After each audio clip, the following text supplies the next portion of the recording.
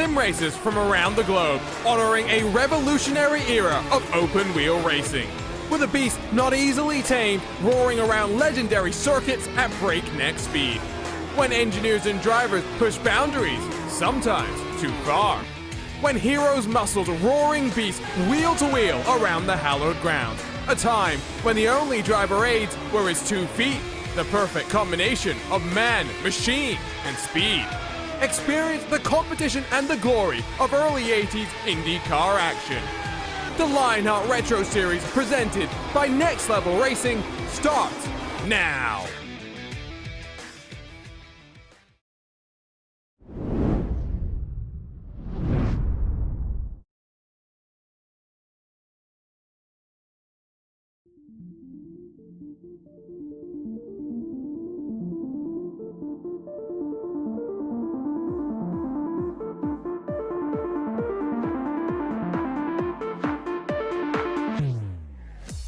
Nestled at the corner of Long Pond and Andretti Road sits the Tricky Triangle. Opened in 1971 with eye-opening 3 distinct corners, each corner was configured to mimic a different historic speedway, but in the 50 years that have passed since then, Pocono has created its own legacy. That is no more true than in the Lionheart Retro Series, where it is known for dramatic finishes. With 2 of the closest 5 finishes in series history and an average margin of victory of just half a tenth of a second, there is no guarantee of victory here in the mountains. This is Pocono, and this is the MOZA Racing Pocono 250 presented by Xtreme Scoring. Hello everyone and welcome back to RaceSpot TV and coverage of the 2022 Lionheart Retro Series. The Lionheart Racing Series is powered by HyperX, makers of premier gaming gear like the legendary ultra-comfortable Cloud line of gaming headsets. Whatever you play, however you play, HyperX knows that we're all gamers. Hello everyone, my name is Arjuna Kankipati, delighted as always to be joined by the one, the only DJ Clark. And let's dive straight into our Next Level Racing pre-race show. And DJ, 3 races done so far, but 3 very different racetracks. 4 now in a row where it's going to be a different sort of a challenge for our drivers. But this is a Triple Crown race. The intensity is higher.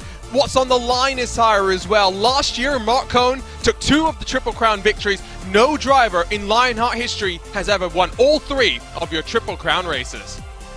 Indeed, they have not, and that really goes to show you just what it means to be able to take all 3. They are all 3 very difficult races to win in and of themselves, and to take all 3 is absolutely next level. Pocono here tonight, as you said, the first of the Triple Crowns. Everybody is a little bit on edge. Everybody wants to be able to take that victory, and with such a wide open track as this, so many opportunities to pass, so many different ways to get on by, it is just going to ramp everything up to 11.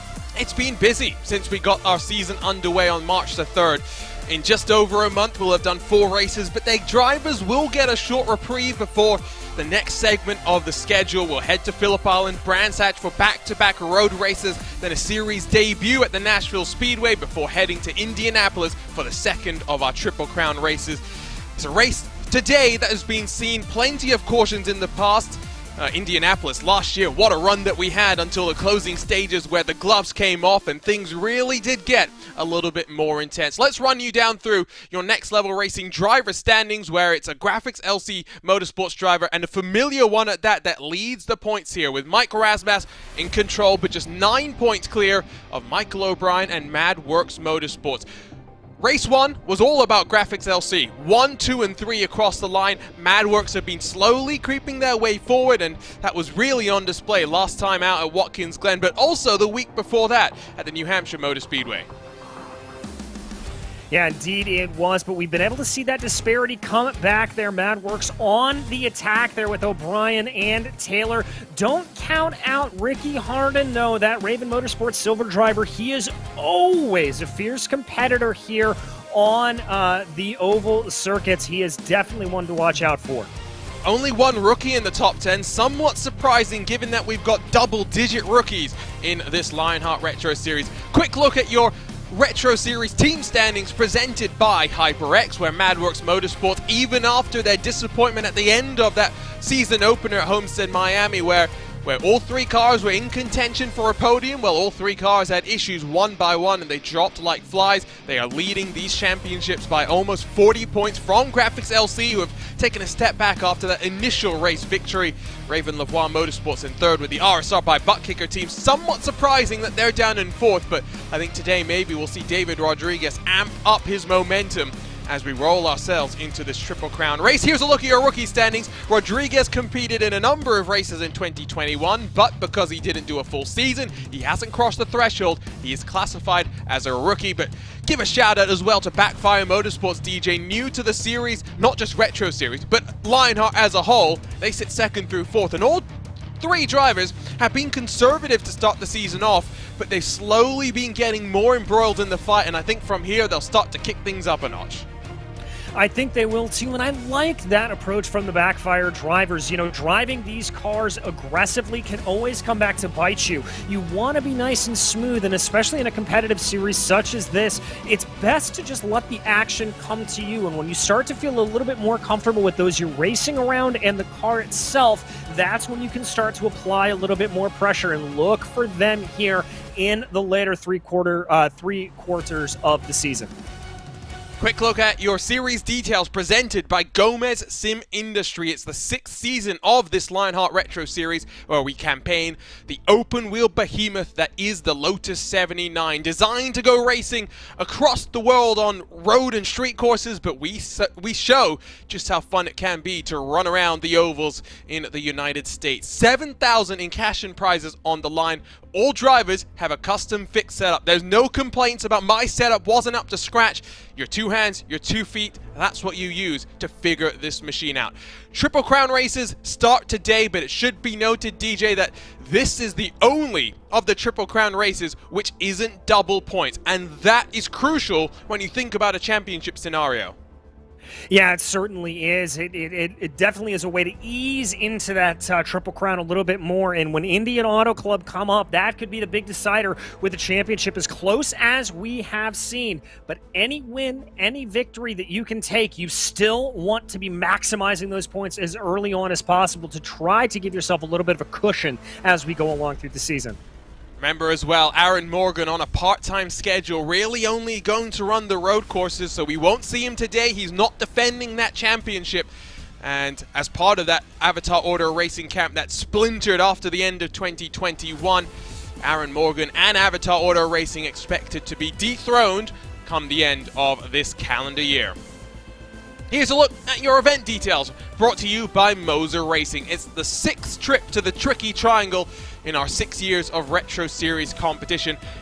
And the most interesting number, 5 years, 5 pole sitters, 5 winners. Only once has someone put it on pole position and worked their way into HyperX victory lane. That came in Season 1, where we had our largest margin of victory, just over 1/10 of a second. Going off of that, 4 previous winners have started outside of the top 10. The lowest of them, Lionel Callisto, 2 years ago, started down in 27th position. It is a race, like we said earlier, that expects to see cautions, and they are lengthy caution periods as well. But you look at that average margin of victory, DJ, and you get ready to break out your camera coming to the checkered flag. Yeah, you do indeed, and it's really the nature of this circuit, as we said, very, very wide around here. Expect to see 4, 5 wide even on restarts as we get going, and then as everyone continues around, multiple overtaking opportunities, multiple lines through to particularly turns 1 and 3 around here. It just sets up fantastic stuff, and it really comes to the fore because it allows for drivers to bring their own experience, their own racecraft into the mix, and so drivers can kind of adapt a little bit the line that they want to run to suit their driving style around this tricky triangle. Let's talk about this track then. Nestled in the Pocono Mountains on the corner of Long Pond and Andretti Road. This is a fabulous facility. We are racing the older version of Pocono, a little bit bumpier, turn 1 slightly different to how it was. How it is, I should say, in the newer version of Pocono, which will be on display in just over a week's time in the first of our Triple Crown in the Lionheart IndyCar Series. All 3 turns very different. Turn 1, 14 degrees of banking, modeled after the Trenton Speedway. Turn 2, 8 degrees of banking, known as the tunnel turn modeled after the famed Brickyard and the much flatter four corners that you've got there. Turn 3 is modeled after the Milwaukee Mile, a place that we should be seeing some good action later on in the season. 6 degrees of banking there, the flattest of them all. What turn 4 indeed. It's ridden on the outside of turn 3, and it's going to be something we refer back to over the course of the race. DJ, you raced here a year ago in this series. Talk to us about what it's like for the drivers here. Well, what it's like is you take the green flag and you start to get things going. It is absolutely hair-raising diving down into turn 1. It is the highest banked corner. Even with this legacy version, you can go low, you can go high, you can even go super high. Lots of areas to take it, and then everything starts to funnel down a little bit as you go down into the tunnel turn. That tends to be a little bit more single file, although you can get a little bit of a run on the outside. And then as you work your way into the final corner here, the Milwaukee Mile corner, it's like a giant fan, Arjuna. Everybody kind of takes the same entry, and then you'll see multiple lines fan out across the track as drivers pick their apex. It's the nature of the corner, but you've got to be very careful not to wash up too much. It's very easy to take too early of an apex, get onto the throttle, and get a little bit of understeer that can bring you right out into the outside wall. Here's a look at the track, and let's take a look at your track conditions as qualifying has gotten underway. 5 minutes on the board, 2 laps, and the track is to the driver's pleasure. There's no other cars there to play a factor. Warm, that's the name of the game here. Middle of May, getting into the afternoon, evening portion of the race, but high humidity, DJ. That's something that stood out to you when we were looking at these conditions just before we went live. Yeah, it did indeed. 75% humidity. That means this air is going to be very thick and very soupy. That means there's going to be a lot of air to push out of the way. As a result, look for the leader to be in a little bit more of a detrimental position, and look for the draft to be even stronger around here. That's going to be a big talking point, I think, as it works its way around. So cars getting themselves dialed up for lap 1 in this qualifying session. Chris Reagan, who's come across the line in that 19 machine, has gone well here at Pocono in the past. Looking to try and get up to victory lane for the first time this season, and indeed in his career. Fowler's gone to provisional pole though with a 48.360. Can he improve from there? Plenty of drivers working themselves up to speed. We talked about Mark Cohn's victory last time out. We'll have a 6th different winner if things play out as we expect, and there's no major drama, at least for now as well. The possibility is that we look at a 6th different pole sitter, but that does mean that Chris Lanini, Michael O'Brien would not end up on pole position. Here comes Reagan in that 19 machine, a quarter of a second off the pace as he rounds himself through turn 3, and Zaldo's gone up to 7th. And across the line, Reagan improves, but not up to pole, only to 4th. Indeed, and watch for these drivers to set faster times on their second lap out. These cars very sensitive to that fuel change, as we've talked about a couple of times, as Fowler able to get an even better time there. Trevor Malone sliding in right behind him, and David Surwa able to come in provisional pole. That is a bit of a surprise. Surwa known for being a little bit better on the road side of things. He's been getting better and better, though, you know, when it comes to the ovals. Now working with Raven Motorsport as part of the Raven Lavoie Motorsports team. On pole for now, 200ths clear, and seems to be backing it down, I tell you. I think he's happy with that lap time. I think he is as well, and he's got about 200ths of a second advantage over George Anzaldo, who put in a fantastic lap there to get himself up into P2. Still waiting for about a third of the field to come across the line, but yeah, Surwa is going to come on into pit lane. Don't hate this call. I think it's a good idea to practice a pit entry here. The possibility of green flag pit stops may be slightly diminished compared to some of our other races, but always good to get a sense of what that's going to be like. Looks like Chris Lanini, a former pole sitter, is backing it down as well. He'll start in 12th. David Rodriguez has jumped up to 5th. Only a couple of cars still yet to put in a lap time. We are looking at a couple of end-of-line penalties to talk about as well. Luis Gonzalez-Nunez, Scott Holmes, Marius Valiocas, Danny Roberts, Matthew Schofield all have that end-of-line penalty as Harden across the line will only jump himself up to 24th position. Luke Daniels has gone up to 6th, his best start on the season so far. And Zaldo's second, but I think with 30 seconds in qualifying, the only driver we might see improve is maybe Cristobal Valenzuela, maybe Craig Forsyth, but this man here, the man that tied for the championship at the end of December last year. Yeah, Matt Taylor here as he works his way through the tunnel turn there, carrying a good line late apex. That's exactly how you want to take it. Really pushing here now as he goes into the final corner again. That later apex not pushing all the way down to those inside rumble strips. Those can really upset the car, and he's going to call it quits. He's going to come on into pit lane. You don't want that in the race itself, that's for sure. But I tell you what, qualifying is done. The time for talk is over. The time for action is nigh. Let's go trackside here in the Pocono Mountains to take a look at your starting grid for round 4 of the Lionheart Retro Series, the MOZA Racing Pocono 250.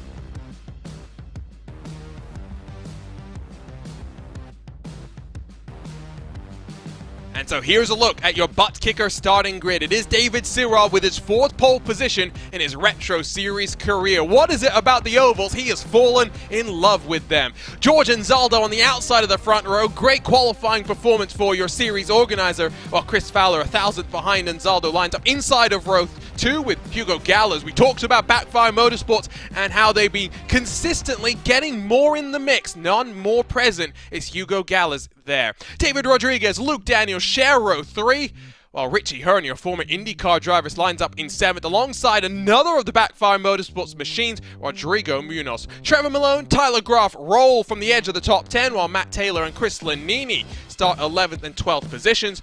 Michael O'Brien, Jim Herrick, 13th and 14th. Sharing row 8 is Craig Forsyth and Mike Rigney, while Mike Rasmas and Robert Mike start 17th and 18th. Adam Frazier and Christopher Reagan, 19th and 20th, with Will Gibson and Cody Wendon just missing out on the top 20, with Gibson only just over a 10th off the pace. That's how close it was in qualifying. Gary Godso and Ricky Harden will share row 12, while Dustin Wardlow, the Candyman, slides from 25th alongside Alex Guyon in that 08 machine. There's our third of the Backfire Motorsports car. Cristobal Valenzuela's got some work to do. The final car with a lap time on the board. Luis Gonzalez Nunez, Danny Roberts, Scott Holmes. This is where we get to that end of line smorgasbord of penalties. Isaac Snyder, no penalty for him, just not getting the lap time in. Adam Young, no penalty for him either, as well as with Brian Hoffman and Brett Accord. But Marius Valiokis, after an impressive showing at Watkins Glen, does have some work to do. He'll start last in our field of 35 Lotus 79s that will rumble in the Pocono Mountains. As always, we've got featured onboards to walk you through, so let's not dilly-daddle. We got a long pace lap here, so we got plenty to talk about, but let's start with your butt kicker onboard camera, where sim racing is better with butt kicker. Visit thebuttkicker.com.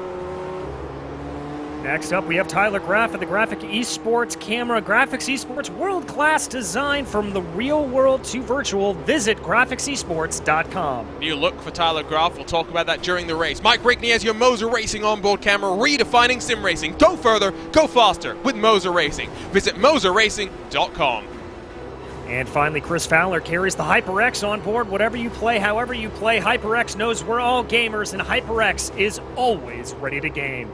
And the beauties of virtual broadcasting is we'll get onboard looks with every single one of our Lotus 79s here today. So 35 cars, multiple onboard looks with all of them. Let's also talk very quickly about the fuel window here, DJ. 100 laps, and a fuel window can go anywhere from 30 to 33 laps here. If we go green, and I don't think we will, we could see drivers trying to eke out a 2-stop race. The reality is, though, we might be looking at a fuel mileage race.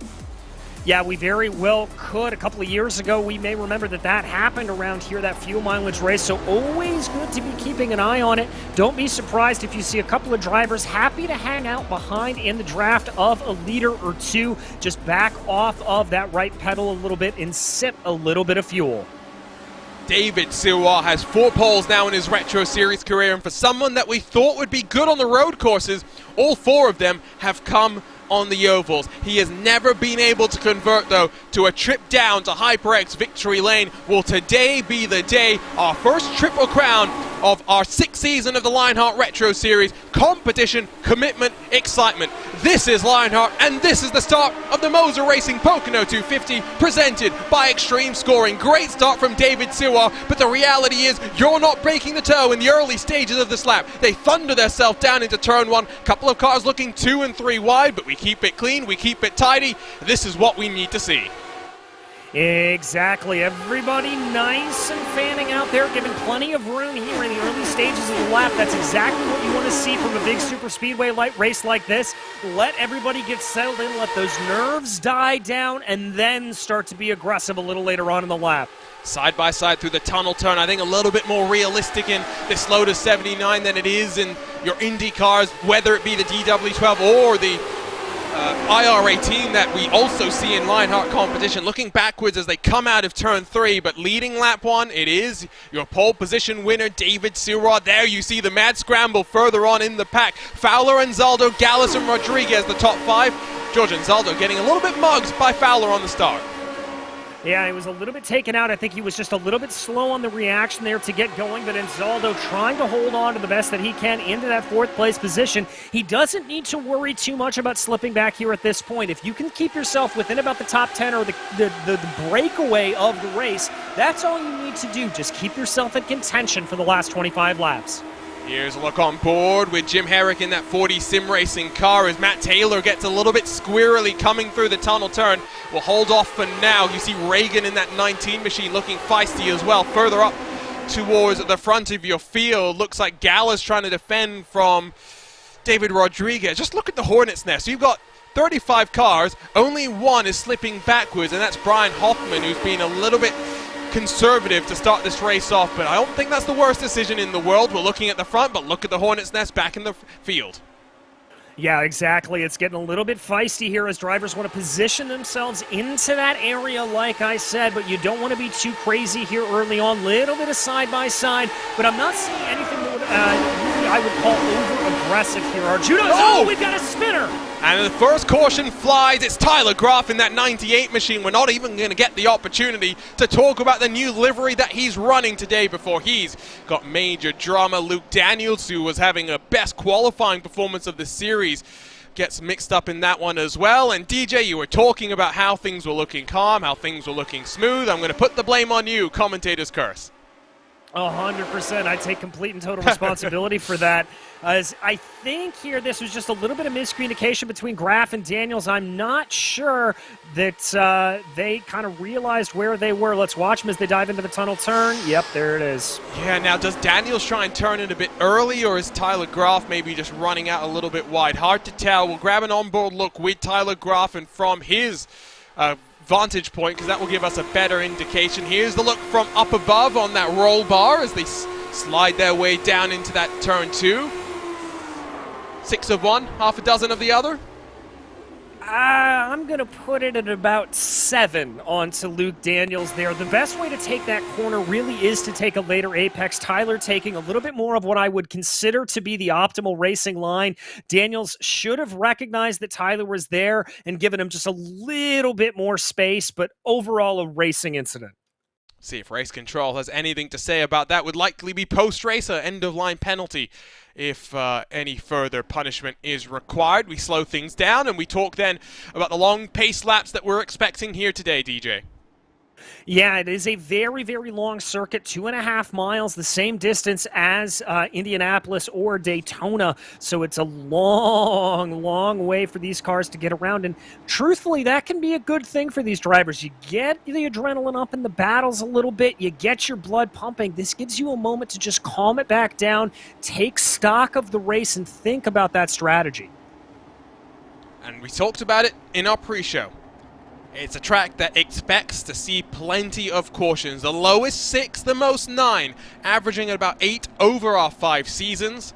The race still has never finished under caution, as I see a comment in our YouTube chat. Do get in touch with us if you're watching along. Let us know who you're cheering for, where you're watching from. The penalty, 5 hours of driving one of the 44 configurations of the infield here. I don't disagree with that. Those all look quite painful to me.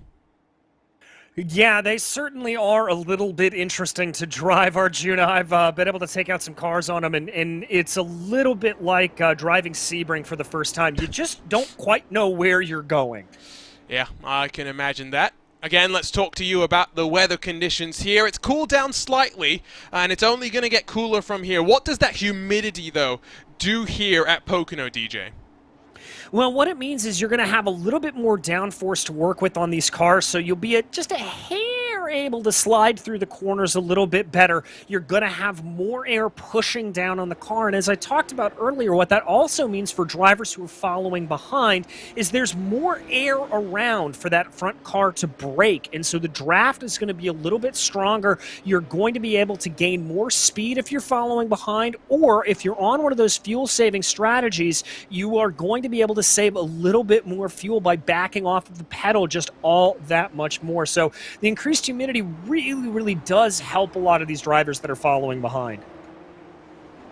Now, are the lights out on the pace car? I didn't see them. By the way, David Sewell no longer leading the race. They're still on, so at least 2.5 miles under caution still to come. As that's quite patient from the flagman, doesn't have to wave it. He's no Aaron Likens, that's for sure. When it comes to dirty air, DJ, I mean, I talked about, having 2 hands, 2 feet to try and work your way through. You don't have the in-car tools that you have in the IR18. How difficult is it, especially through turn 3, the flattest of all 3 of our corners, to try and avoid running up a little bit too wide?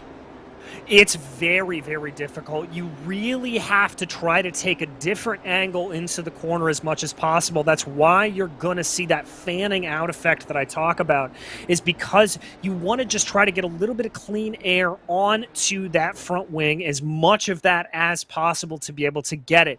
Now, what that can do for you, because it can actually help you set up a better run coming out of the corner and into it, but what you really have to watch out for is if you decide to take a little bit of a different line into the corner that's going to find you drifting up into the wake of a car in front of you, you'll get a massive kick of understeer midway through the corner, and it can send you up into the outside wall. So you've got to be very careful and constantly on it.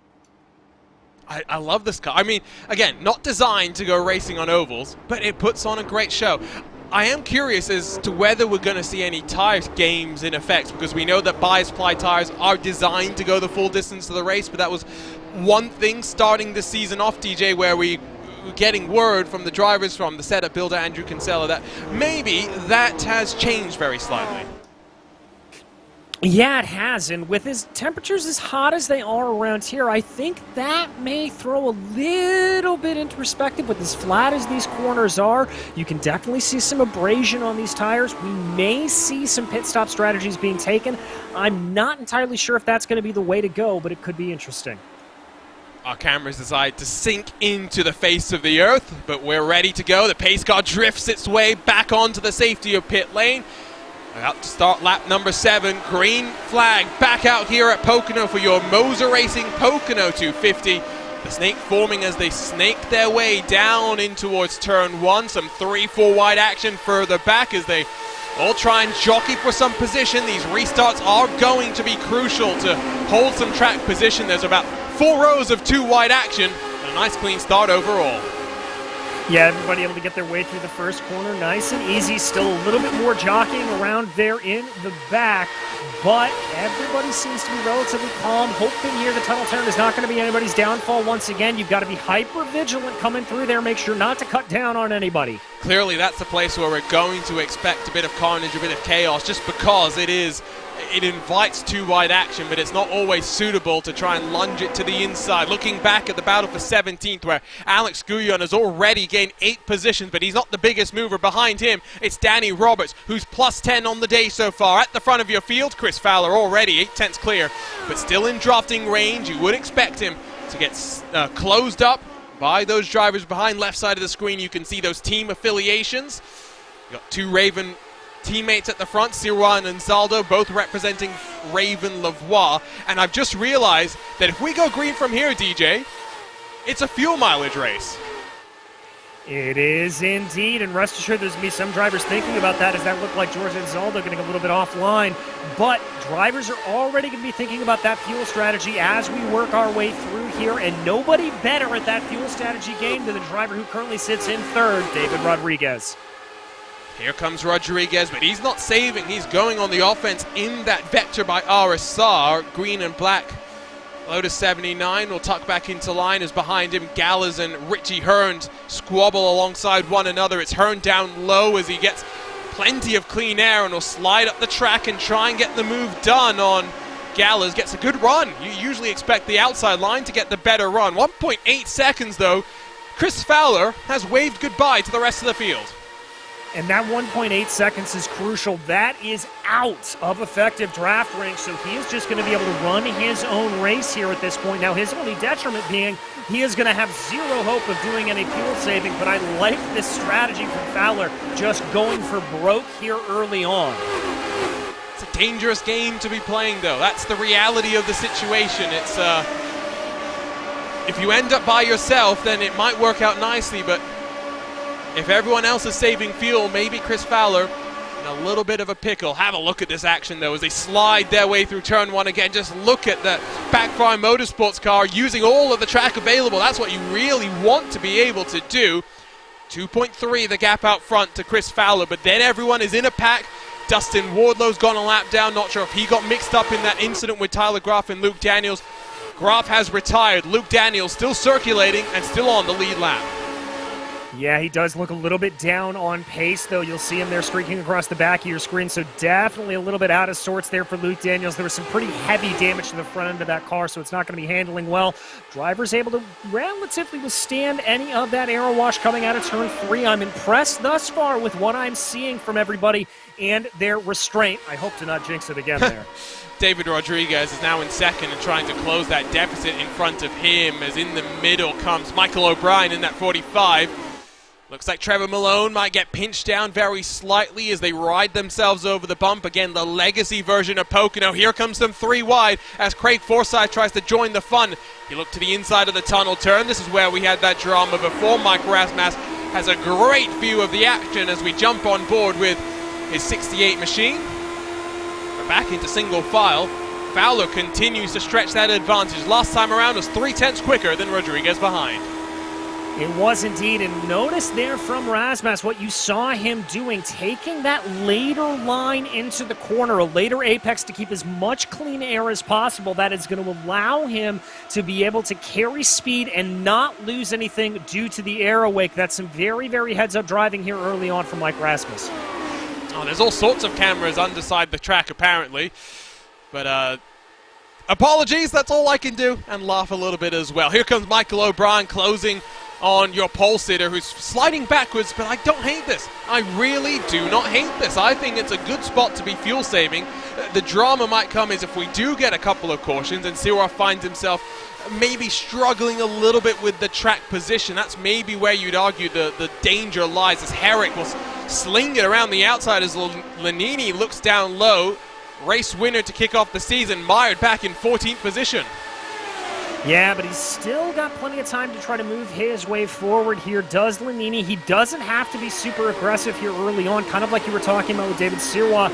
Doesn't need to be pushing that hard here at this point. You can kind of do a little bit of coasting. We talked about that in the season opener at Homestead, that if you can just keep yourself in the midst of the pack here, that should position yourself in a good battle for later on. Working lap 13 of 100. Remember, no double points for this first Triple Crown race. Double points for Indianapolis, as well as our season finale Auto Club, where the title will hopefully, and based on last year, potentially come down to the very last lap. Sirwa now almost out of the top 10. I don't think he's got damage. His car looks okay, as Gary Godso is going to peel off into pit lane. Not sure what's happened to him. Not sure either. I'll have to see if I can double check on that. And yeah, Sirwa looking like he's struggling for a little bit of pace here. I think he may be either on a super conservative fuel strategy or just not used to running in dirty air. That's one of the problems you can run into. You really have to take advantage of the practice sessions that the Lionheart Racing Series puts up and the Lionheart Retro Series puts up, is you really need to learn how this car handles when you're riding behind somebody else, because it is a wildly different beast in dirty than clean air. Rasmussen and Forsyth squabbling over what is 7th position. Let's take a look at what happened to Gary Godso in that team race versus blue and red. So out of turn 3, looks okay. Oh, he smacks the wall, and he's going to hit the other wall as well, isn't he? Yep, there we go. Big contact, and that's likely going to be day done, you'd have to assume. We'll grab a look on board. It's so easy to do here. We talked about the dangers of turn 3, DJ. Illustrated perfectly for us.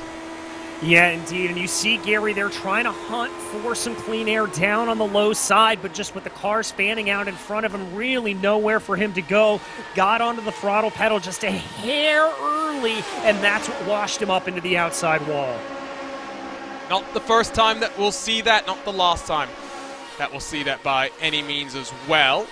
Looking back at Mike Rasmussen, let's have a look towards the grouping slightly further at the front of your field as we'll jump on board with Richie Hearn, who is, for once, not having any internet issues, which is going to make everyone around him smile with a big old smile as they work their way through turn 1. Rodriguez still 2.5 back. He hasn't really been able to close on Fowler, which makes me wonder if maybe both cars now in a similar game in terms of the fuel. And Richie Hearn right behind George Anzaldo.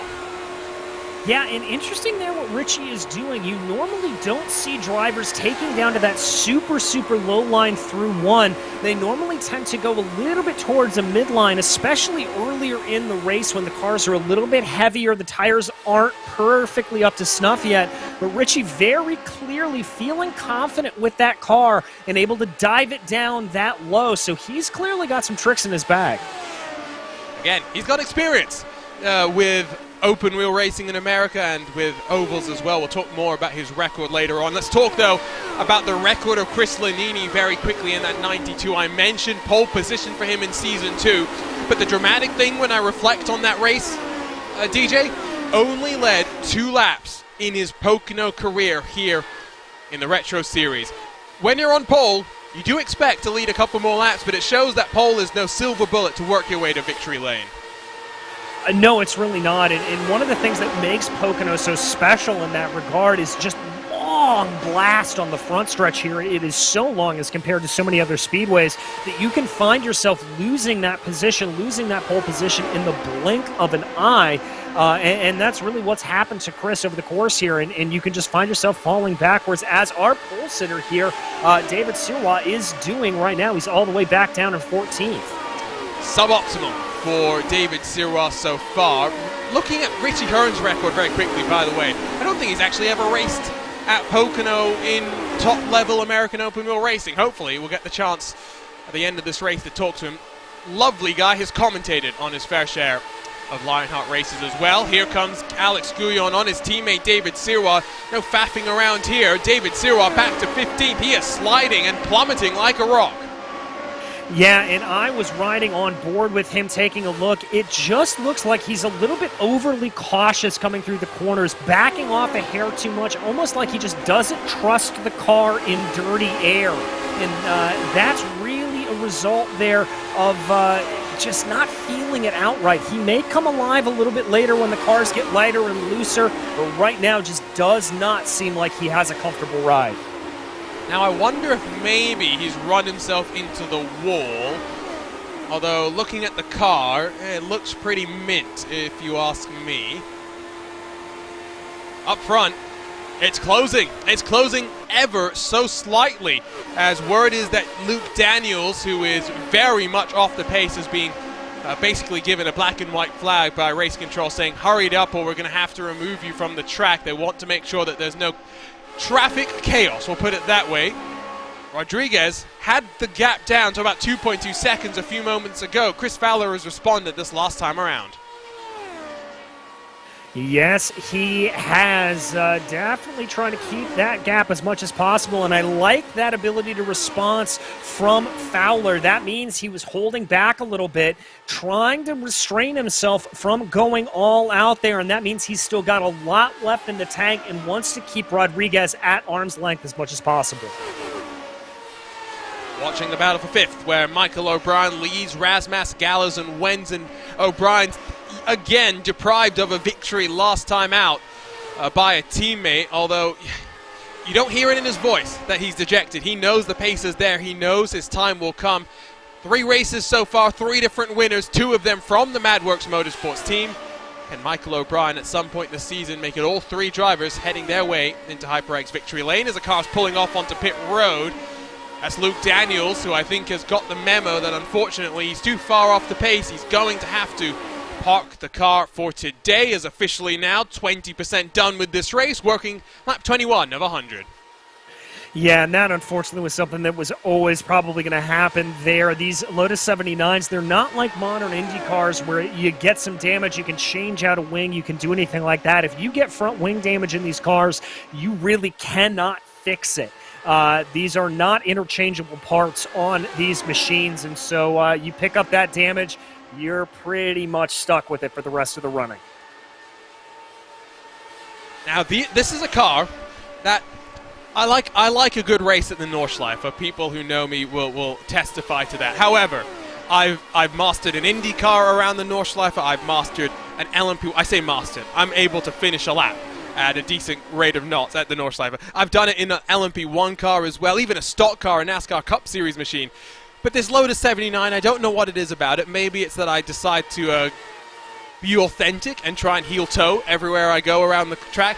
I've never been able to complete a lap around the Nordschleife. But you know, DJ, these cars race wonderfully around there. They certainly do, and my adversity towards the Nordschleife that I just can't remember it for whatever reason has prevented me from really taking it around. But yeah, they do handle wonderfully well. I've been able to call many, many races in these machines from the Nordschleife, and they are a treat to watch when they just fling themselves through the corners. It's absolutely spectacular to watch. If you like a bit of the green hell, do remember that this coming weekend on RaceSpot TV, in partnership with the wonderful folks at Radio Show Limited, we've got the first of our VCO Grand Slams, an iRacing special event where physical hardware is on the line, which is wonderful to see. Usually it's just bragging rights, but now there's a memento for winning there, and indeed for surviving the 24 hours. David Rodriguez is being passed by George Anzaldo. I think maybe Rodriguez realizes he can't close to Fowler, and maybe better to do that fuel saving. We talk about his fuel saving now. I don't know if it's his right foot or if it's the car. I think he's still under investigation for what he did at Iowa last year. Well, Arjuna, I can tell you, I was trying to fuel save right ahead of him, and he was able to pass me. So I don't know how he was able to eke that out at Iowa last year. But David's certainly one to watch when it comes to fuel saving. I certainly think here that he's got a good strategy. He just kind of, as you said, recognizes that he probably can't catch Fowler, and a little bit better to stay in line. Richie Hearn looking like he's going to get by him, but I don't think that would faze me too much if I'm David Rodriguez here. Maybe run behind these two. He's got a nice healthy gap of about 2.2 seconds back to Michael O'Brien. Indeed, backing off there a little bit, just going to let Richie on by. Great look at the rear view of that Lotus 79. You could also see that mirror, see more of the car than anything else, but at least there's a slight driver aid to be able to spot your fellow competitors back towards the edge of the top 20. In fact, outside of the top 20, we see Robert Mikes, Chris Reagan, Will Gibson, as well as Marius Valiokis with his end-of-line penalty trying to work his way forward. Really good pace from Valiokis. Let's very quickly touch on our MOZA Racing driver profile. There it is. Chris Reagan, 43 career starts, 20 top 10s, 10 top 5s, so fairly consistently at the sharp end of the field. It does tend to get mixed up in accidents a lot, which is not always indicative of the driver, but this is just, you see the way that they're racing so close. It's a series that invites chaos. First start in Road America, but the best finish came here last year, second, as he tries to make it one better and get that first victory of his Retro Series career. Yeah, and the lines he's running here, he made me buy her down a little bit in the field, but he's running some very good lines. I'm impressed seeing what he's doing here. Probably wants to slot back into line here ahead of Valiokas. A little bit surprised that he didn't there. That's some good, respectful driving out of the 19. Big dive to the inside, though. Love it. And now he might actually lose out because of that. You enter hard, you leave the corner a little bit slower, and there goes that RSR by butt kicker car, but he's going to get checked up behind Robert Mikes, I believe that is in the red and white. Look at how close they are, and Reagan trying to fight back on the inside of Valiokas in that green and black. Oh, this really is the Hornet's Nest, and you can see they've really dropped off the pace. These cars, 16.5 seconds behind your race leader. They are very much in danger if things go on like this, and we have a long run of green flag pit stops, of going a lap down. Here's the track map. You can see the visual separation that Chris Fowler enjoys over the rest of the field. Yeah, Fowler just absolutely running away with this. He's been able to rebuild that gap up to about 3 seconds here at this point. Really, really impressive stuff. And Zaldo continuing to be there in second. But this Hornet's Nest in the back, this is where to keep your eye on. I love it. Again, I say this all the time. A car that was not designed to go oval racing, but you wouldn't know that if you didn't know the wonderful legacy that this car had. Of course, Formula One has brought back ground effect this year. This was one of the cars that pioneered it as Rodrigo Munoz makes his way back up into the top 10, getting on past Trevor Malone. You can also see David Rodriguez has recovered third, at least for the time being, away from Richie Hearn. You talk about porpoising in the modern era of Formula One, not such a huge issue in this generation of ground effect. However, because of the way that the skirts were, if you got up on the curb, you'd lose all that downforce and you have your own drastic consequences. It's good to see that ground effect pioneered by this Lotus 79, still a aerodynamic concept that very much holds true in 2022. As we get closer and closer to 1/3 marker of this race, we get closer and closer, DJ, to our first cycle of green flag pit stops. Yeah, indeed. And you mentioned a little bit earlier, Arjun, when we were watching qualifying, the drivers having to practice coming into pit lane.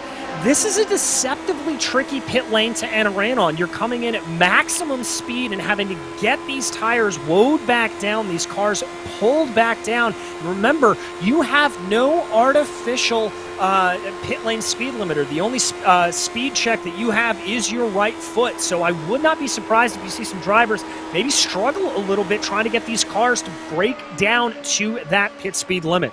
Yeah, and it's not the first time we would have seen it either, as here comes Lanini down low on Trevor Malone. Gets pinched a little bit lower than he'd like. Jim Herrick in that 40 sim racing machine behind, looking on from the popcorn seat as through the Milwaukee Mile modeled 6 degree of banking, turn 3 they come. 29 laps done. Chris Fowler leads by 3.1 from George Anzaldo, David Rodriguez, Richie Hearn. That second group, the peloton, trying to chase down that Madworks Motorsports machine, looking for 2 victories in 4 races to kick off 2022. O'Brien, Rasmus, Gallus is that third pack, while we're watching technically the 5th, but they're not far behind. Forsyth, Wenton, and Munoz leads this group with Malone, Lanini, Herrick, Guyon in the mix here. Fighting hard looks great, but it's the age-old adage in motorsports and the age-old conundrum. Looks great, it costs you time. Leaders doing a 48.5, basically. These cars last time around, some of them doing 49.3s, some of them doing 49 flats. It's not an inconsiderable amount of time that they're losing. No, it's not, and they're specifically losing it through turns 2 and 3. You're able to go 2 wide pretty easy and maintain time through turn 1, but coming through there in 2 and 3, that's where you're getting offline, you're taking different lines, and you're having to sort of check yourself up and check yourself against the other drivers around you. And here for Valiokas, this is a sight you necessarily don't want to see. There are 2 wide in front of you because that means there's less clean air for you to be grabbing off of the cars in front, although he's going to make some good work there around the outside. That's David Sirwa all the way down in 23rd position now. Going back to what you just said, check yourself before you wreck yourself. I had to work that one in. It was sitting there right on a plate for me to go and munch that away. 31, about to be 32 laps complete as Valiokas Let's talk about him very quickly here, DJ. I mean, come on, you got a feel for him last time out. We were talking about that pit road limiter. Ooh, who's coming down to pit road? That looks like Will Gibson will be the first to box and locks up the tires, but I think he's okay. But Valiocas got that pit road penalty that we've been talking about, speeding in the pits, and from there, you know, fighting for the lead of the race, all it could do was go downhill, and down the hill it went. Yeah, it certainly did, and it shows you the sort of mental game that can come into having that happen. You get a mistake like that in the pits, you have to come back down through pit lane, loses your mental focus a little bit. We saw that spin late race from Valiocas there later on, and it just went from bad to worse for the RSR driver, and you really, really had to feel for him. I like what I'm seeing, though, out of him here today. He's up 13 on the day. This could be a good rebuilding confidence race for him, especially on the ovals. I think it's a good thing in some regards that it's not a double points race for him. He's not necessarily looking to fight for the championship given his relative inexperience on the ovals, but he's got some pretty good teammates that will be able to get him educated. But even in the Rookie of the Year championship, where I guess he is fighting his teammate David Rodriguez, so that's going to be a hard one to really crack, but you're not going to lose too much when all things are said and done. Looking forward again, here's Anzaldo, Rodriguez, and Richie Hearn, as looks like Will Gibson back down onto pit lane. I wonder if he did indeed actually speed, because I wouldn't expect him to be coming back down. And yeah, he did get a black flag, so speeding. I thought he had slowed it down in time, but it might not have been on the entry. It could have been on the exit as well. That's what bit Valiocas last time out. It was indeed, and it's a deceptively long pit lane exit here, so that might have been it. He may have sped up before he thought he could have, and that is one that I know I have certainly fallen afoul of before. On board with Guyon in the 08 with Lanini and Herricks squabbling over 12th in front. Herricks down low on the tunnel turn on the entry there. Go back out of that one. And it's been a lonely day so far for the man that leads, but here he comes down onto pit row. That was almost perfect timing. Does lock up, but I think gets it slowed down just about in time. Now, will anyone else follow him in? No, because he's been out there punching a hole in the air all for himself. And so Chris Fowler becomes the first of the leading cars to come down onto pit lane. And what's going to be interesting here is to see in the rest of these packs who has been able to save a little bit more. And Zaldo just calling out that he is going to have to come down. I haven't heard a call yet from Rodriguez or Richie Hearn, so both of them may be able to eke this out a lap or two longer. And the longer you are able to eke out a fuel stint, the better you are going to be position-wise. It was 11.5-second pit stop for Chris Fowler, which is a bit longer than I think we've usually seen, so I wonder if maybe there were some ties. As there goes Fowler around the track, but here comes Anzaldo locking up, and even more aggressive is David Rodriguez. I think they've just about gotten away with that, but you can see no pit limiter. They're trying to figure out how fast they can really go. Yeah, and it's very, very tricky to regulate that with your right foot. You're kind of constantly pressing and depressing the throttle there, back and forth and back and forth. I'm watching them coming into pit lane, and it does indeed look like they are taking tires. So that 11-second pit stop, everybody opting for the fresh set of boots here. Just two is what I would think, as Anzaldo's actually going to lose the race off of pit road. Jim Herrick behind Michael O'Brien, but nice and tidy. It does look as though they have not gotten a pit road penalty, which would be the crucial thing at this point in the race. You can see the separation already between them. The gap has come down very slightly. There's Fowler. 2.5 back is David Rodriguez, who does have some momentum still yet to be built up in that car, but a little bit closer and in eyesight of the man that he is fighting with. More pit stops underway. There you can see a group coming down, led by Rasmas with Gallows, Wenzen, Lanini, Malone, and a bunch of other cars coming down to pit. 5 cars yet to box. Richie Hearn, Alex Guyon, Scott Holmes, Mike Rigney, and Bobby Mikes.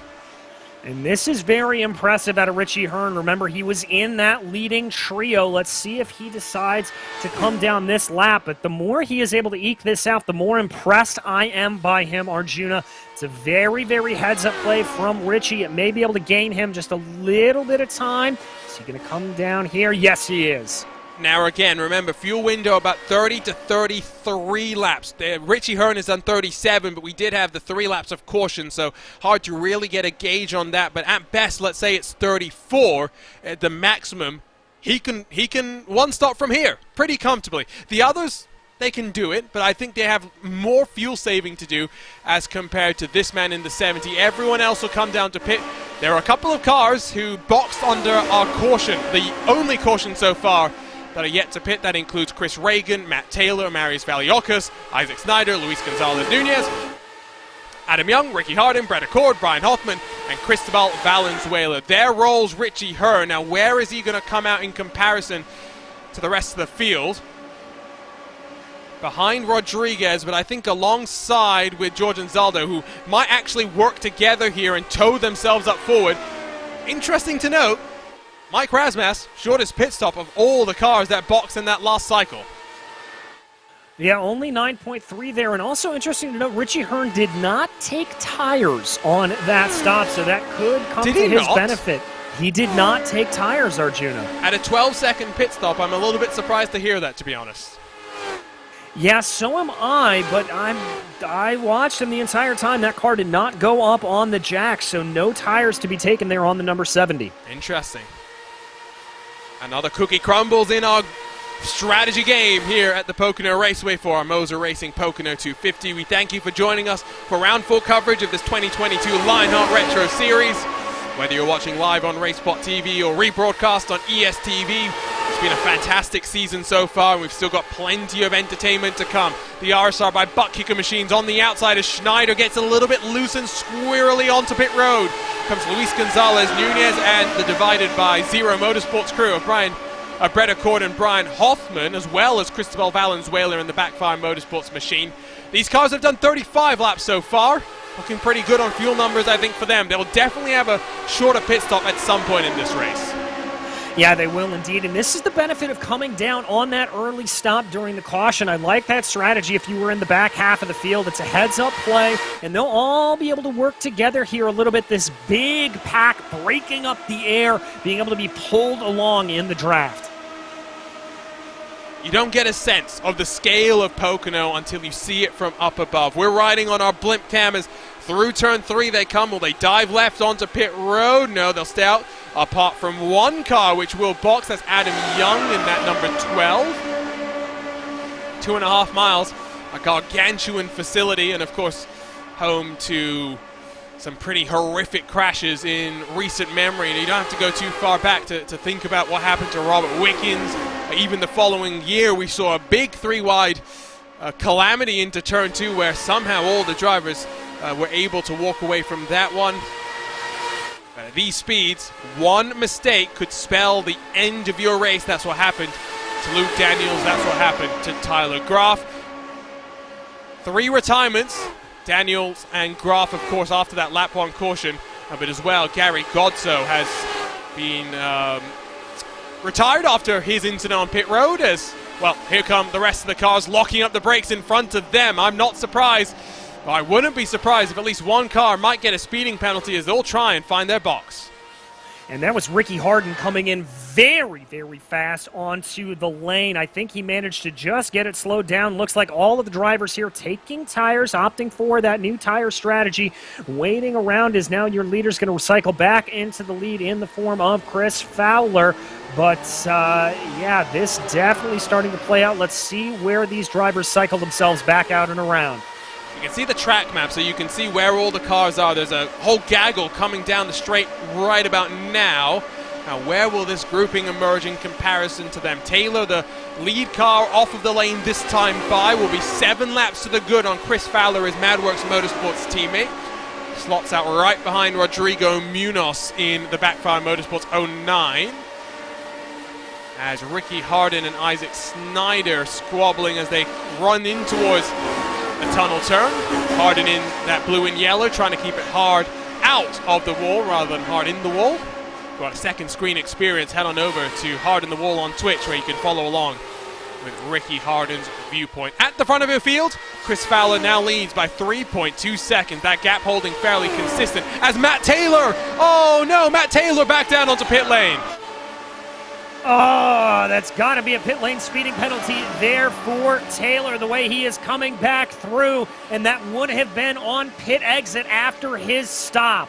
just trying to accelerate a bit too much, and then manages to lock up on the entry to his box. Not going to compromise him too much, but he'll be held for 16 seconds, and after winning 7 days ago in upstate New York, here in the Pocono Mountains, he's going to be fighting just to try and stay on your lead lap. Now, it's about a 30-second pit delta.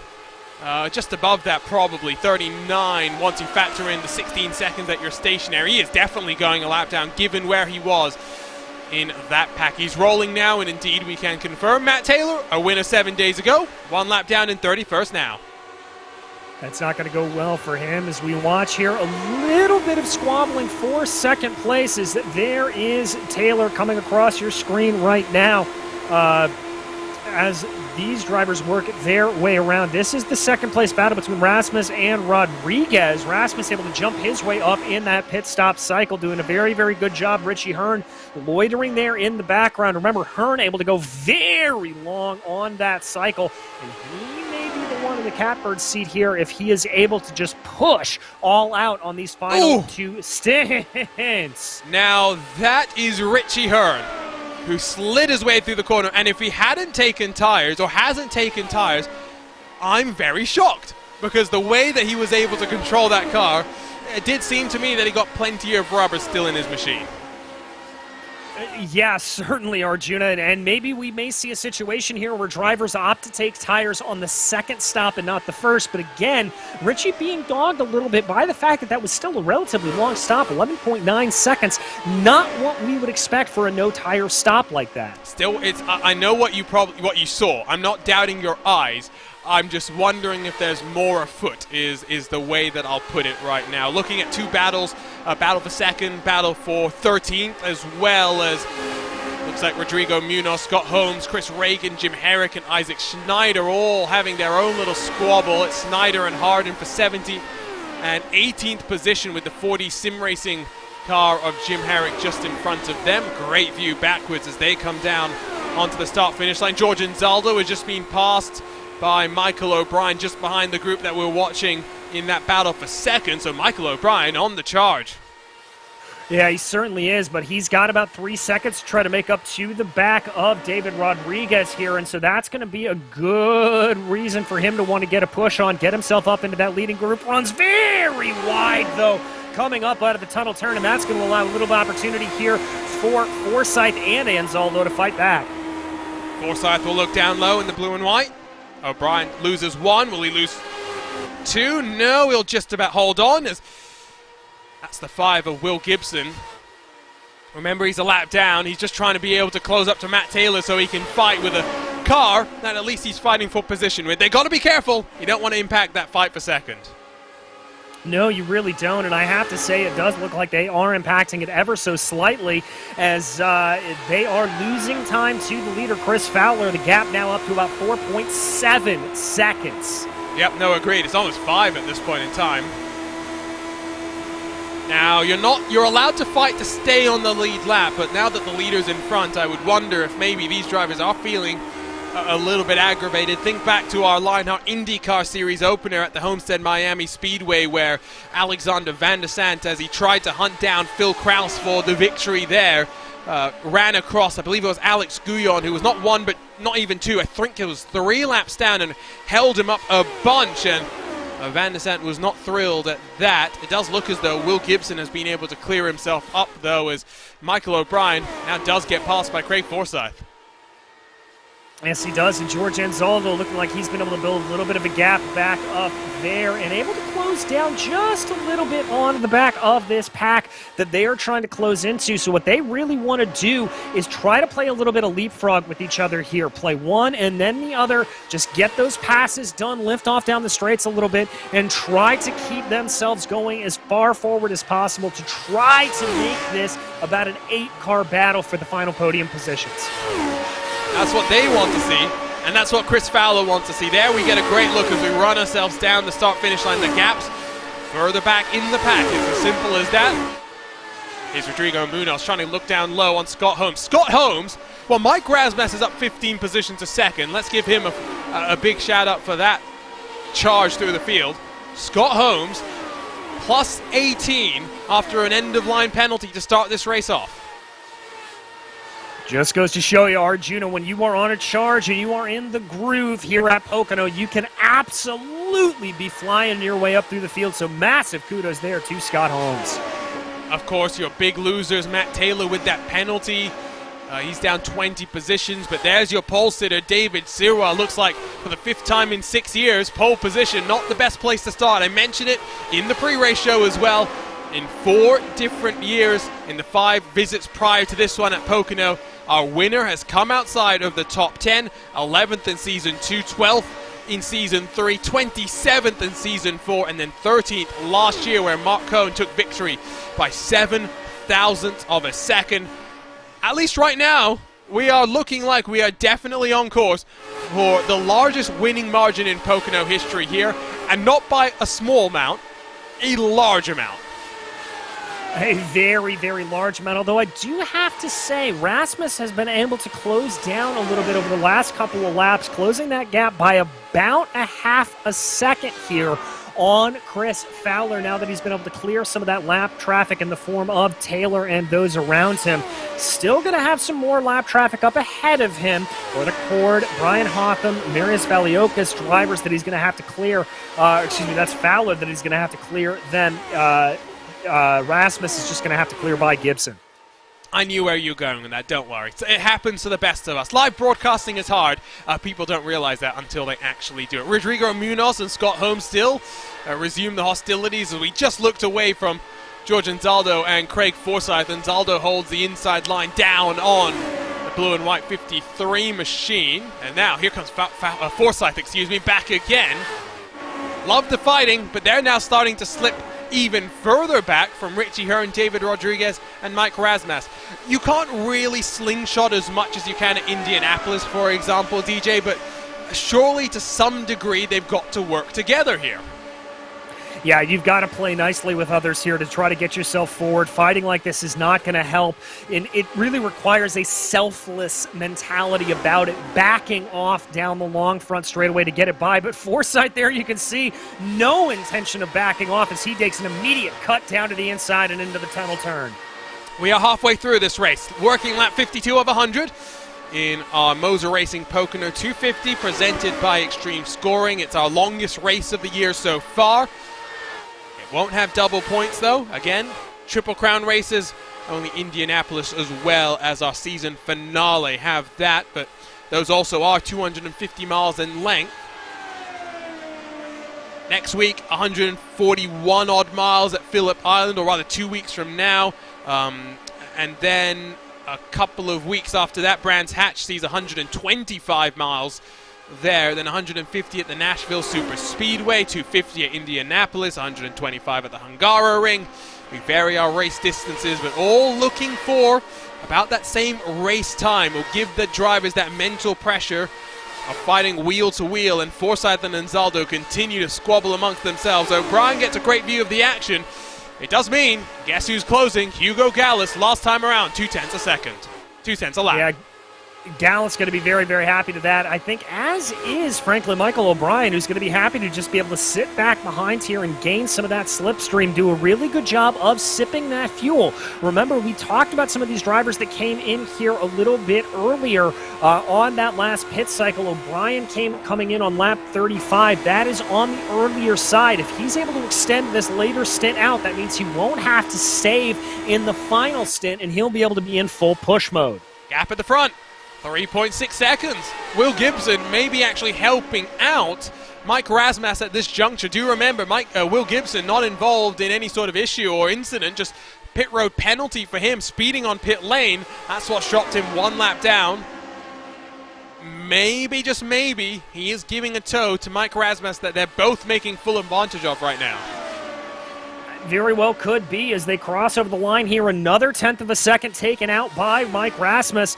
Gibson clearly has some space, and Rasmus here able to push nice and hard to be able to do that. It also looks like David Rodriguez pretty content to stay behind as they have stopped squabbling with each other, and they're content to just run in line.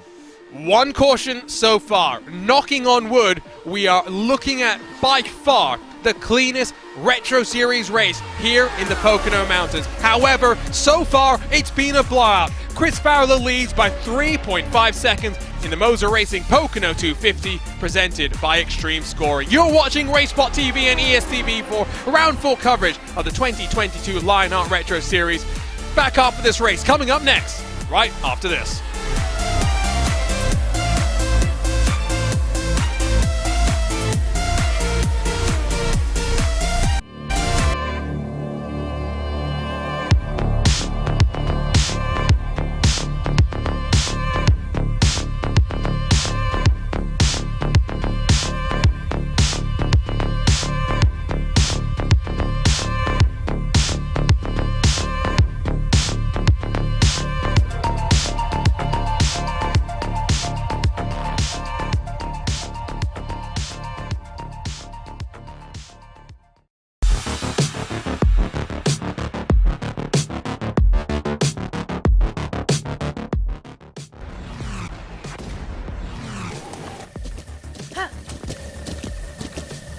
With the Butt Kicker Gamer 2, what you see and what you hear is what you feel.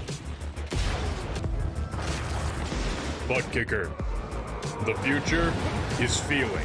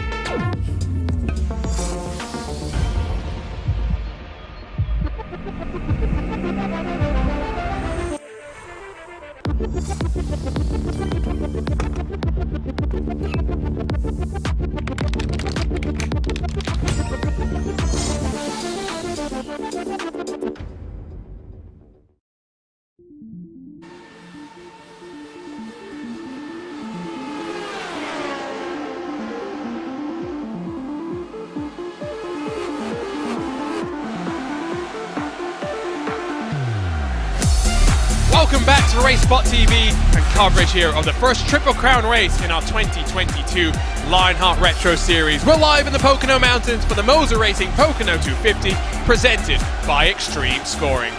Hello everyone, my name is Arjuna Kankipati, as always joined by the delightful DJ Clark for what has been a fascinating race so far.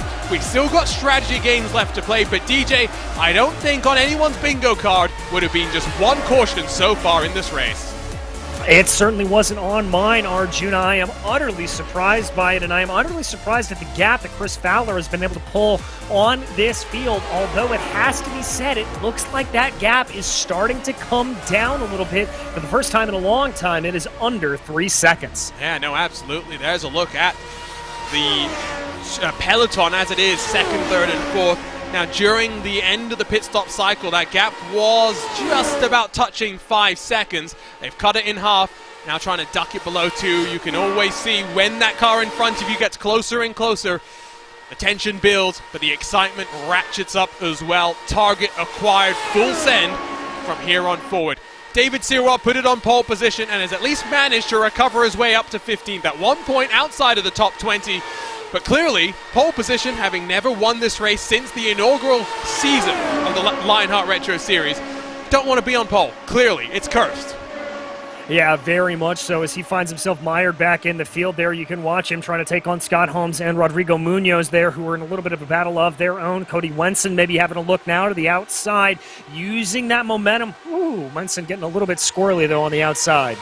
Yeah, plenty of action. It's not like we're lacking for it. However, we said this before, the more fighting, the more time you lose. It's as simple as that. The equation goes both ways, and we were talking about the possibility for a caution to change the game, and voila, ask no more.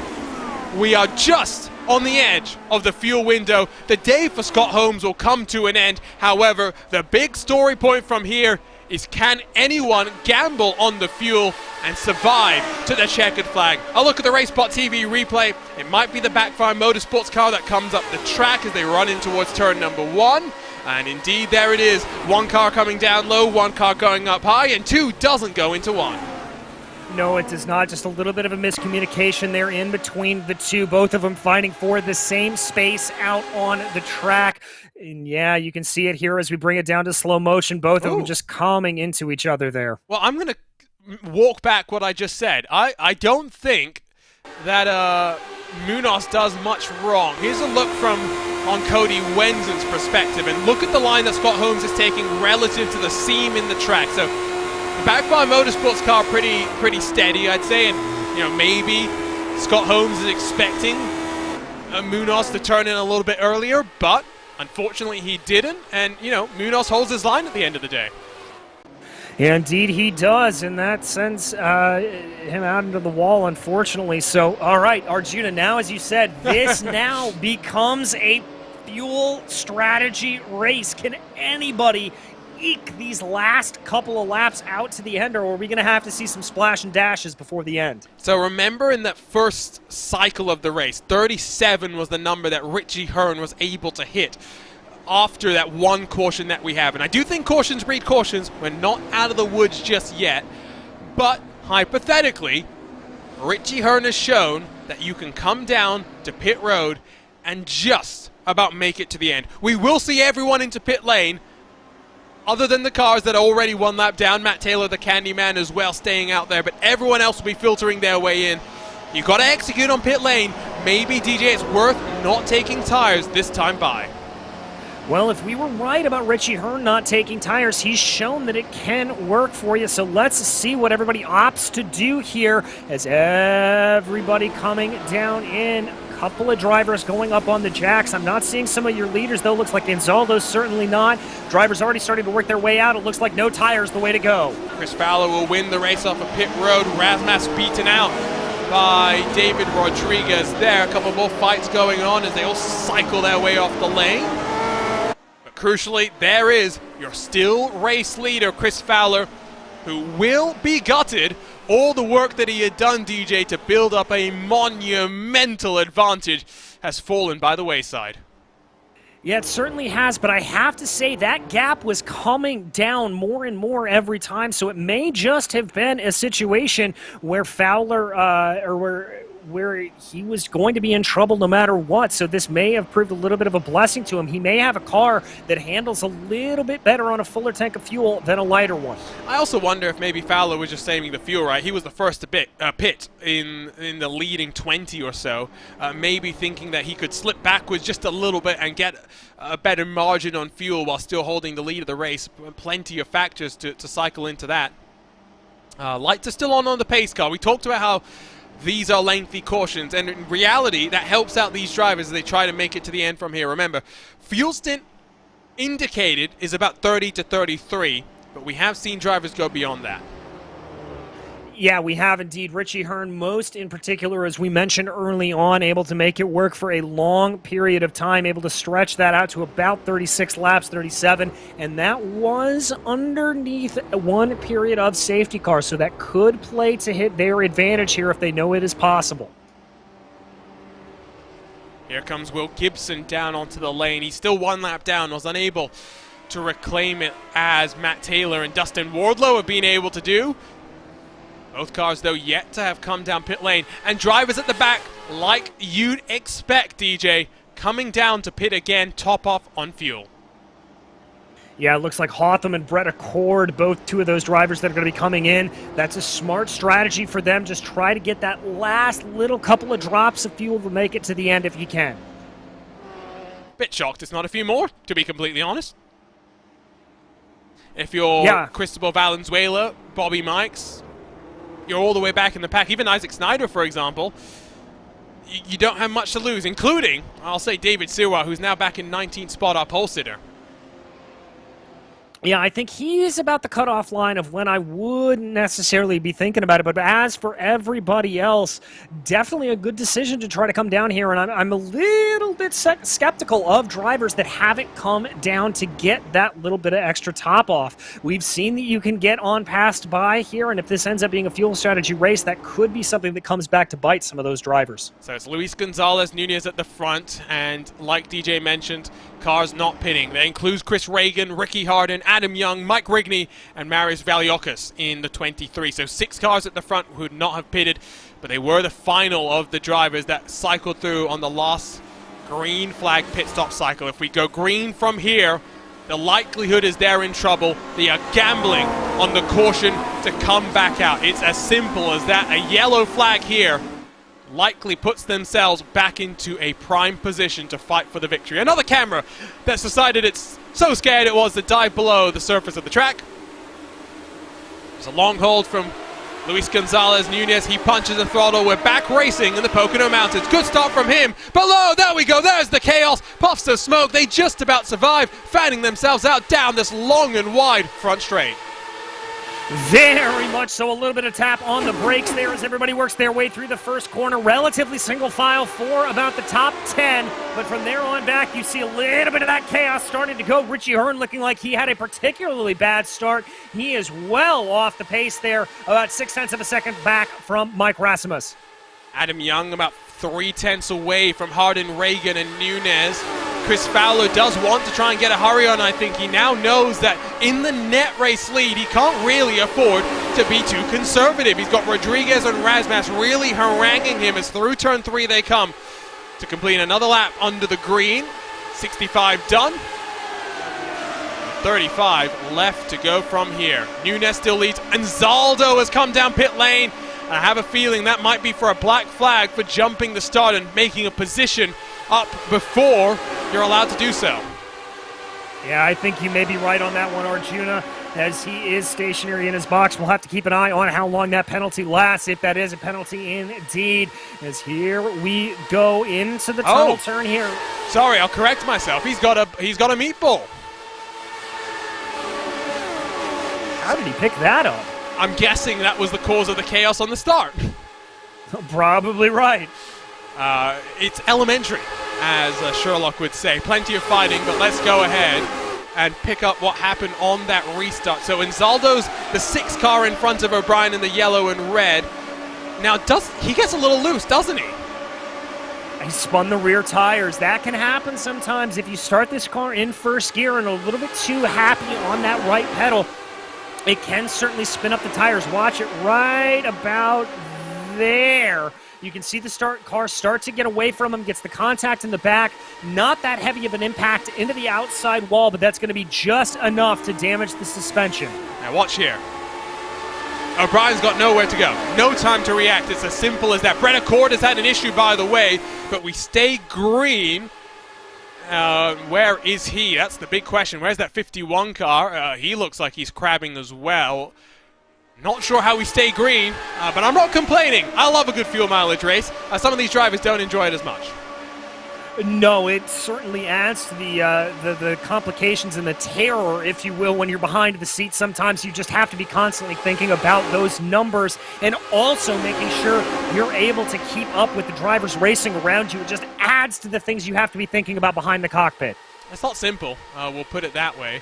Let's now, as we still wait to see when your leaders will come down and pit, let's grab another look at a replay. Brett Accord is working his way down to pit road. It looks like it's by himself that the issue is going to come. Just look how much wheel input he's got. Something is wrong with that car far beyond before where we're looking at it, and he just drifts down low and spins that car as they're fighting for the lead here across the line. Here they come indeed. That's Ricky Harden taking a move to the inside of Luis Gonzalez Nunez. And yeah, I agree with you on that problem for Accord, that there clearly was something wrong. You should not be putting that much pedal into the car. Harden down low, but Nunez sweeps around the outside to hold that momentum. Camera shaking with the speed of these Lotus 79s. Love that side. Chris Reagan, we talked about him earlier. He's in 4th. Finished 2nd 12 months ago, trying to go one better. Finish on top step of the podium for the first time in his Retro Series career. These cars working towards that magic lap number 30 or so when the pit window opens in terms of the amount of fuel that they've got left in that car. It would also be lap 30 left to go in this race. One stop and they're guaranteed to make it to the end. Indeed, and I am gotta think, though, that these drivers are going to try to eke that out as long as possible, as it is a straight-up drag race now between Adam Young and Luis Gonzalez Nunez going down into turn one. Those two not thinking about fuel at all. They just want the lead. Don't mind it, but you get very close to going lap down when you pit under green here. Surely it would be wiser to maybe just relax a little bit and try and run away like we saw with Chris Fowler in the early stages. Let's have a look at this. Maybe this will explain what happens with Brett Accord. So he's got Bobby Mikes in front of him. Oh, and drifting wide into the wall, and at least he doesn't run down and spin around on pit entry like Gary Godso did, but that's why his car was so left-hand down, and immediately as a result. And kudos there to Accord for bringing it around the track as much as possible. He wanted to stave off any yellow flag being put out there. That's why he kept going around, so I want to give him some credit on that. Does Young have it? A little bit further in front as they dive their way into turn one. Now Nunez all the way up the track through the almost 20 degrees of banking, but into the tunnel turn. We saw side-by-side cause a little bit of chaos here last time at the early points of this race. Young will try and slide his way through. Nunez gets spooked and runs up high. Will give Young the lead. Open the door for Ricky Hardin to try and make it 3 wide. And Young actually caught a little bit of that inside rumble strip. That upset the car down to the inside, but he was able to recover absolutely brilliantly. We jump back here and take a look on board with Mike Rigney, who was in the popcorn position to all of the craziness happening in front of him. He now leads in terms... Excuse me, no, he stayed out there as well. I got confused with Mike Rasmus. Excuse me there. 0, 0, and 68 should have been a little bit easier. That's confusing them because they are mics. The battle of the mics, if you will. Fowler is still then your net race leader, with Rodriguez, Rasmus, Forsyth tucked up behind. I think they're all probably content to bide their time and save some fuel. I think they are as well, and I think we just heard one of the drivers who has been squabbling the most here, Gonzalez Nunez, is going to be coming down pit lane this time, if I heard that correctly over the radio. We'll find out in the yellow and white SimRace 24/7 machine. He's looking low, which is good. If you want to pit, you can't be up high. And indeed, here he comes by himself. Going to be difficult for him to build that speed up again without any draft. A little bit worrisome on entry, but I think he's managed to get away with that now as long as he doesn't speed on exit. He'll emerge on track about 32 seconds back. And you look at that, and that's the reason why we wondered why you'd stay out under the caution. Exactly, but if we were to get another caution, if we are to get another caution here in the closing moments, this could play out to perfection for these drivers. Eke it out as long as you can. But I think the problem is at this point, if we get another caution, that's going to play into the hands of the drivers behind them, like Fowler, Rodriguez, and Rasmus, who are going to be able to... Yep, they're going to be able to do that, and they may be able to just eke it out without a stop. Oh, yeah. We anticipate them being about a lap or two short right now. No, I was completely forgetting. If we get a caution, those cars going to probably be good to the end with, what's it now, 27 laps to go, something like that. Never trust a commentator's math, but I think I actually got that one right. I think you are right on that, Arjuna. Is one of the drivers I have been watching that we focus here is Ricky Hardin. Now, Ricky is normally a very, very aggressive driver. Always likes to show his nose, really push forward. He's fantastic to watch, but he has been relatively restrained here on this run, and I think that's because he is watching that fuel gauge as much as possible. He has won on a similar sort of a track. His only Retro Series victory came at Michigan back in 2020, I guess, if I'm doing it correctly, because that was season 4. 37 starts, 6 top 10s. It looks like Mike Rigney, right Mike this time, is going to come down and pit in that 68 car. But yeah, Ricky Hardin, aggressive driver. I always, when I think about Ricky, I think about what happened during the Indianapolis 500 Lionheart IndyCar race last year, where we were covering the qualifying and we were talking about how his Twitch stream is called Hard in the Wall, and guess what he did? Went straight hard into the wall. Sometimes you don't have to make up things as a commentator. They just present themselves to you.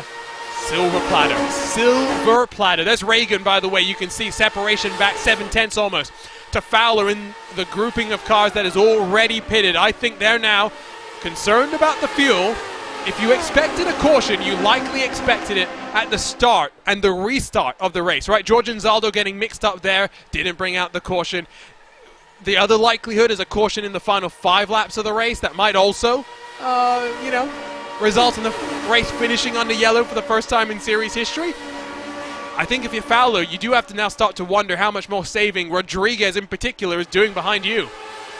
Yeah, that Iowa race certainly coming into play in the mind of Chris Fowler and the rest of these drivers.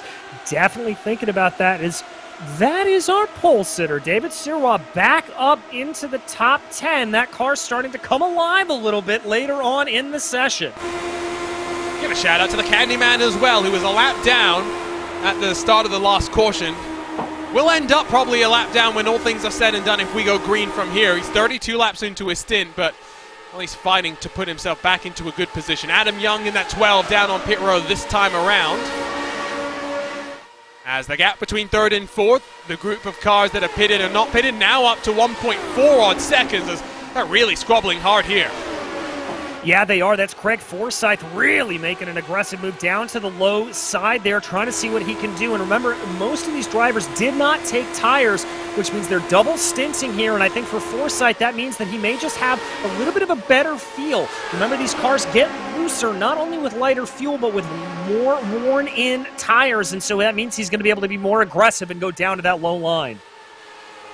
So 77 laps about to be complete as Dustin Wardlow looks inside of Rodriguez. Should be down onto pit lane in a lap, maybe a couple of laps time at most. There you see Hardin, Reagan, even Matt Taylor, I think, coming in this time around for their final stops of the race. It's all now about these next 23 odd laps. 2 cautions so far, by far the cleanest race that we've had at Pocono. Remember, the minimum, the lowest cautions we've had coming into this one is 6. If we had another 4 cautions from here, we're basically running under caution until the end of this race. So I feel somewhat confident in saying that out loud. Although, again, I will knock on my RaceSpot TV issued block of wood that's sitting next to me. Indeed, Arjuna, as I will do the same for you. Yeah, that's Sirois up to the lead. Now, has he saved enough to go full chat? Because Craig Forsyth and Chris Fowler are hanging back. Is Sirois now going to do what Fowler did in the opening 30 minutes of this race? Well, he's got a buddy here to do it with in the form of Dustin Wardlow, so they're starting to pull away. They've got 6/10 on the rest of the field. They're clearly banking on no more caution. They want to pull away here. Incredible. Incredible. Never say never. That's what racing's about. And David Sirois well and truly epitomizing the racing spirit right now. 7/10 has become a second in the blink of an eye. Remember that we were talking about how crazy it was that Chris Fowler was able to break the draft and run away. I think these cars have got to be careful. Yes, we know Dustin Wardlow is likely going to come to, in fact, there he comes onto pit road this time around. But if Sirois breaks the draft, he's in a spot where he's not punching the hole in the air. He can do his fuel saving and maybe not lose ground to those behind him. Exactly, and that is just learning from the others around you. He clearly was keeping an eye out on what Chris Fowler was doing and able to make it work. You've just got to hope here at this point that he is being able to hit his fuel numbers and isn't going to come up short and have to dive in for a splash and dash. 1.4. 1.4 the advantage is Jim Herrick down low on Hugo Gallas in the 84 machine. Oh, I love a fuel mileage race. I still don't know which way this is going to go. Across the line this time by, it will be 20 laps to go here in the first of our Triple Crowns, 50 miles. And can David Sirois finally convert one of his 4 pole positions into a trip down into HyperX victory lane? That gap, 1.7 seconds. Well, at this point, he certainly looks like he just might be able to. Big fan out there in the middle of the pack, though, as everybody works their way around. I can tell you one thing, Sirois is going to be hoping that he is not going to be coming across any yellows here at this point. He does not want that gap to go away. 50-50 on that, right? Because a yellow means that he's good on fuel. A yellow means the gap comes down. Now, I don't know which one you'd prefer more. I'll be completely honest. Sirois must be supremely confident, I would say that. Maybe, you know, as well, the fact that he was so deep in the pack, and when you're deeper in the pack, there are more checkups that you see, and I think that's why the likes of Jim Herrick are able to go more aggressive this early, DJ, is they're more confident on making it to the end than someone like Chris Fowler is. I think you're right. Fowler really hasn't had that much experience running in that dirty air, and so he's not sure what numbers he can do, and he still continues to lead that pack. He's not getting a draft from Sirois up ahead of him, and so that means that he is ostensibly holding second place with no real advantage. David Rodriguez has got up into third. He's decided that maybe it's time to put the hammer down. He's someone who might well and truly know what his fuel number is. Plenty of two-wide action in this peloton.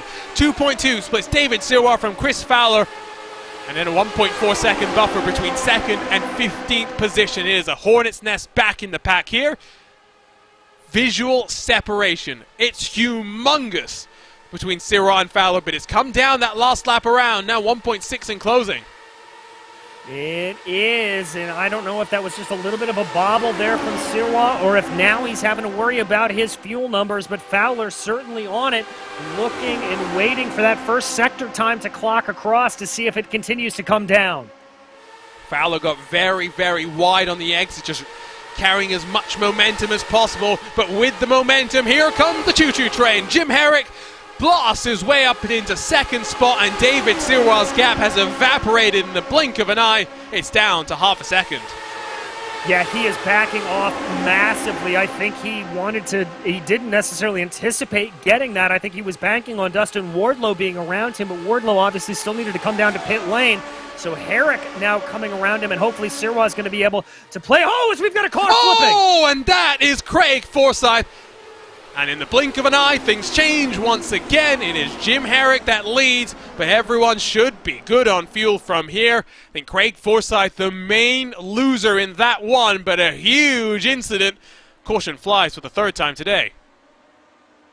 Oh my goodness, Forsyth, at least he made it farther in this race. He was out on about lap 4 last time around, so that'll be some solace there for Craig. Let's take a look at what happened to cause that horrendous shunt. So it's O'Brien in front of him. Fowler's going very, very slow, and that's one of the backfiring motorsports cars, I think. Maybe Cristobal Valenzuela, who comes up very slightly and sets off the chain reaction. Maybe let's have a look on board with this man, Chris Lanini, who would have a great view of this action in that graphics LC number 92. So Valenzuela's in the middle. Fowler, oh yeah, there you go. There you go, riding the wall was Forsyth for a second, but things change very, very quickly. Yeah, and I've got to put the blame on that on Valenzuela. It looked like he moved over while Forsyth was alongside him, so absolutely no fault of Craig's there, but he was the unfortunate passenger. So let's look rearwards here from Chris Fowler, because you can see the amount of momentum that O'Brien as well as Valenzuela has, and that's a good shot.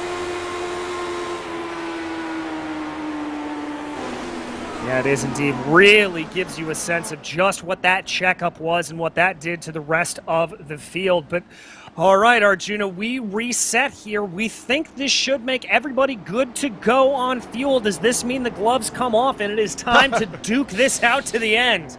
You know, 2 times today, at least 2 times, we've thought about the realistic possibility of not getting a photo finish here at Pocono, which seems somewhat sacrilegious to say. Average finish half a tenth of a second.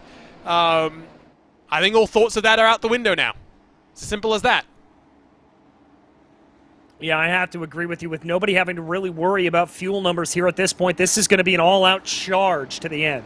Michael O'Brien, I think, might have actually... No, never mind. Got confused there for a second. I was trying to find Matt Taylor instead of Michael O'Brien. Matt Taylor down in 26, but other than that, good day for the Mad Works Motorsports crew as they look to extend their gap in our HyperX Team Championship. No one coming down. Will be 14 to go when we cycle back around to get back underway. Would mean it was a 37-lap run. What's the magic number we talked about last time we came down pit road? It was about 37 laps, Arjuna. I think some of these guys are very good in terms of they've saved enough fuel and they can charge from here. I don't know if some others, for example David Sirwa, is in that same situation. As Mark Cohn put it, this is fuel mileage chicken right now. It is indeed, and the one thing that I will say with all of this is, remember, Richie Hearn was able to make it 37 laps with one caution on some mega fuel savings. Oh, that was a car randomly up into the wall there. So Brian, I think. No, it was Fowler. Interesting. We'll grab a look at in a couple of moments' time. The lights are still on the pace car, so we've got plenty of time now to take a look. But I wonder what happened there. Was it a lapse in concentration, or was it a little bit more suspicious? I don't think it's suspicious, let's be honest, because it's a teammate right behind him. But we'll have a look, and we'll figure this one out. A beauty of virtual broadcasting. I mentioned having infinite camera angles, but also infinite opportunities to go and take a look at what happened. Here's a look at this.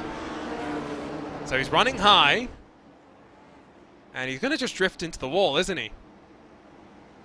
Yeah. You can see very... Oh, well. I don't know. I'm honestly a bit confused. Perplexed. Yeah, I have no... that honestly looks like he may have been checking something else out and just accidentally goosed it a little bit. Where does the phrase goosed it come from? I've always wondered stuff. I'm curious. You know, the more I get into this broadcasting thing, the more I wonder where some of these phrases come from. Like, for example, kitty litter, which has somehow become stuck in my vocabulary when someone goes off into the gravel trap. I'm the same way. I can just tell you that I know my father had used that for years, and it was passed down father to son. Alexander Van der Sant says, don't text and drive, kids. It could be possible that he was trying to send a text message to someone. I'm not saying on his phone, but on Discord or you know, equivalent. Could also be that if he's racing on a triple monitor setup or something and he was looking and talking to his family, for example. He was looking around and didn't realize. 14 to go. It'll be 13 to go when we get back underway. I think we're definitely golden on fuel. I think everyone's likely golden on fuel. Yeah, I think you're right here, Arjuna. Is before that happened, remember I was saying that Richie Hearn was able to make 37 laps work on one caution with a little bit of fuel saving there. I think with 2 caution periods, this should make everybody good if you did just a hair of fuel saving over the course of the race. Okay. Predict the margin of victory. I'm not going to make you predict a winner, but margin of victory.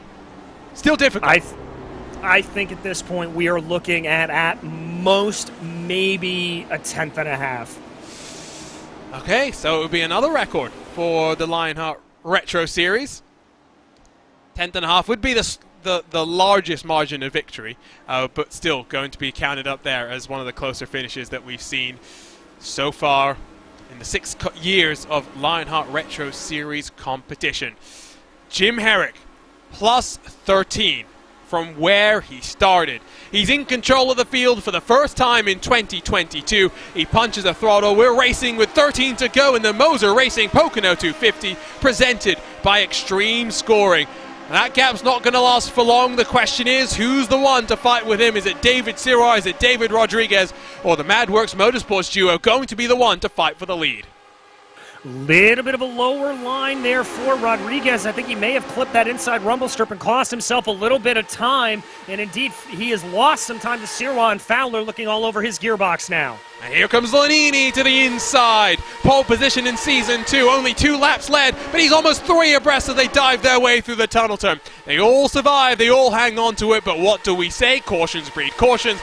Is the chaos going to bring out another stop and start end to this race? There's Fowler, who's got David Rodriguez up high. He's got David Sirwa down low. Bit of separation between 4th and 5th. Yes, it is. Thorough blanket over those top 4, though. Whoa! Swap it around in positions, and we go Noah's Ark into the corner. 3 wide! Fowler's trying to get back to the point, and down low he'll control his destiny. Sirwa gets a little bit squirrely, has to back out of the throttle, which might have exacerbated that oversteering tendency of his car. He holds on to 3rd as there we go. Cautions breed cautions. And it's the number 19 of Chris Reagan that's off into the grass. And, well, that's a pretty used Lotus 79. I think also Luis Gonzalez-Nunez looking in a pretty used Lotus there as well, in that yellow number 14, so at least a two-car incident coming through turn 1. That car's crabbing as well. Let's take a look at it. Another three-wide situation. Gonzalez-Nunez is alongside with Reagan. Oh, I think we're going to have a look maybe from Rigny's perspective as to what happened there. But at first glance, 6 of one, half a dozen of the other. Not sure if I could put the blame on either of them. Yeah, I'm not sure as well, but let's double-check this here from Rigny's perspective as they come down through the corner. That was a pretty wide drift there for Luis Gonzalez-Nunez, but it looked like he did be able to catch it just a bit before it started to drift up on him all the way. What do we know, though, DJ? If we weren't good on fuel before, we're good on fuel now. Indeed, everybody will be good to go, and it'll just make this run to the line even more fast and even more furious. Fourth caution, right? I think it's the fourth. I believe that's correct, yeah. We're getting up to that 6 that you predicted. Let's hope it doesn't get that high at this point, because I would hate to see it close under yellow after this really intriguing race. So the yellows take about, what, 3 laps here? I think 3 is what I've been counting. Yeah, I believe that's about right. So we should get restarted to go with 8 laps to go and an 8-lap shootout to the end. So the magic number is 3 or 4. I'm not 100% sure which side of the coin it needs to flip-flop, but there's the number. If you want to know who should be leading out of turn 3 on lap 4 to go, if a caution comes out then, it would likely end the race. Pace car driver has been a little bit busier than we would have hoped after the long green flag run that we had in the middle of the race, but again, could be anyone's game. If Jim Herrick wins this one, it will be the 5th time in 6 years the winner has started outside of the top 10. If David Sirah wins this one, it will be only the 2nd time since season 1 that a pole sitter has managed to convert to a trip to HyperX victory lane. I think we're looking at 8 to go when we get back underway. Is Fowler in the lead of this race? Sorry. No, go ahead. I think Fowler's back in the lead of this one. Yes, he was leading. Because he led into out of turn 1 when the caution came out. Sorry, got myself confused. Yes, he was. And the one thing that I was going to mention that's a little bit concerning here, I think, for our pole sitter David Sirah, is he did look a little bit hesitant coming through the corners. He looked like he was getting a little bit swamped, not really making the aggressive moves that I would expect here with 15 to go. So we're going to have to keep an eye on that number 99 to see if he's able to maybe get back into it, maybe needs a couple of laps to build that rhythm. We often talk about this Lotus 79 being a bit of a rhythm car. The other driver to watch out for, that's number 10 there, David Rodriguez. Right behind him. He doesn't have to be worrying about the fuel saving like he did in Iowa, but he may be on full chat here. It's not the first time that you've noted the hesitancy and the cautious approach from David Sirah in this race. But if there's any time to turn the wick up to, go maximum attack, maximum afterburners, surely it's now. Surely at this point, you're trying to go forward. Indeed. The only thing is that if you just don't have complete confidence in the car, it could certainly come back to bite you. And David's such an experienced driver. I'm surprised that he wasn't as aggressive as he is, because I have seen him do some truly masterful things on the road course side of things. So should be getting the lights off on the pace car this time by. And we'll have a look. Yep, there they go. Lights are off. 8 to go when we get back underway. We've had it all. We've had strategy, we've had green flag pit stops, and we're setting up for a photo finish. Triple Crown races are great. How does Pocono differ, though, in your opinion, DJ, to Indianapolis and Auto Club? They're both high speed, or all 3 are high speed tracks, but they all have their different challenges, don't they? Well, Auto Club is much more of what you'd think of as a traditional super speedway. You flat out pinned the entire time. It's all about using the momentum and the draft around. Indianapolis is it's hard to describe in the way that you have to approach it because each of the 4 corners come at you completely differently. And there, it's really a matter of timing. It's a matter of timing the draft and timing when you're going to be able to make that move because you really don't want to be entering those corners too wide. You want to make the pass before you get to the corner. Pocono, because of the 3 different corners on the track, to use the cliche that you often hear thrown around, it drives like a road course because each corner is different and you have to drive each corner differently. And so it presents a whole different challenge to you. If you want to know how close finishes have been over the course of Retro Series competition, not just at Pocono, the 24th closest finish, 9/100ths of a second. What will we see here today? The closest, 2000s. Rhinotis victorious in Season 3 at the Michigan International Speedway. 8 to go. 8 laps to decide who wins your MOZA Racing Pocono 250 presented by Xtreme Scoring. Your first Triple Crown race of 2022 in the Lionheart Retro Series. Will Chris Fowler be cursed or will he win for the second time in 2022? We're about to find out. Green flag back out. Indeed, as that's a good jump there for Fowler, able to build up a gap of about 0.3 of a second. A little bit of squabbling there behind, but Fowler doing exactly what he wants to do and what he did at the beginning of the race, diving down to the inside there, trying to break the draft back to Herrick. Adam Frazier's gone off, but we stay green. No, we don't. There's the yellow. We didn't even get down into turn number 2. So Adam Frazier in the 88 machine, the reason for this caution, but I don't doubt that it was somewhat assisted. Looking now at 4 to go, 5 to go. What is it? I think it'll be 4 or 5. I'm not entirely sure. Let's take a look at the RaceBot TV replay and see if we can pick out what happened to that 88 machine. So there's the snake forming at the front. There's Frazier down low. Clips the curb, washes up the track, and then Isaac Snyder gives him a bump of assistance down low through some of those alternate configurations that this Pocono Raceway has. Let's get a good look on board with Isaac Snyder.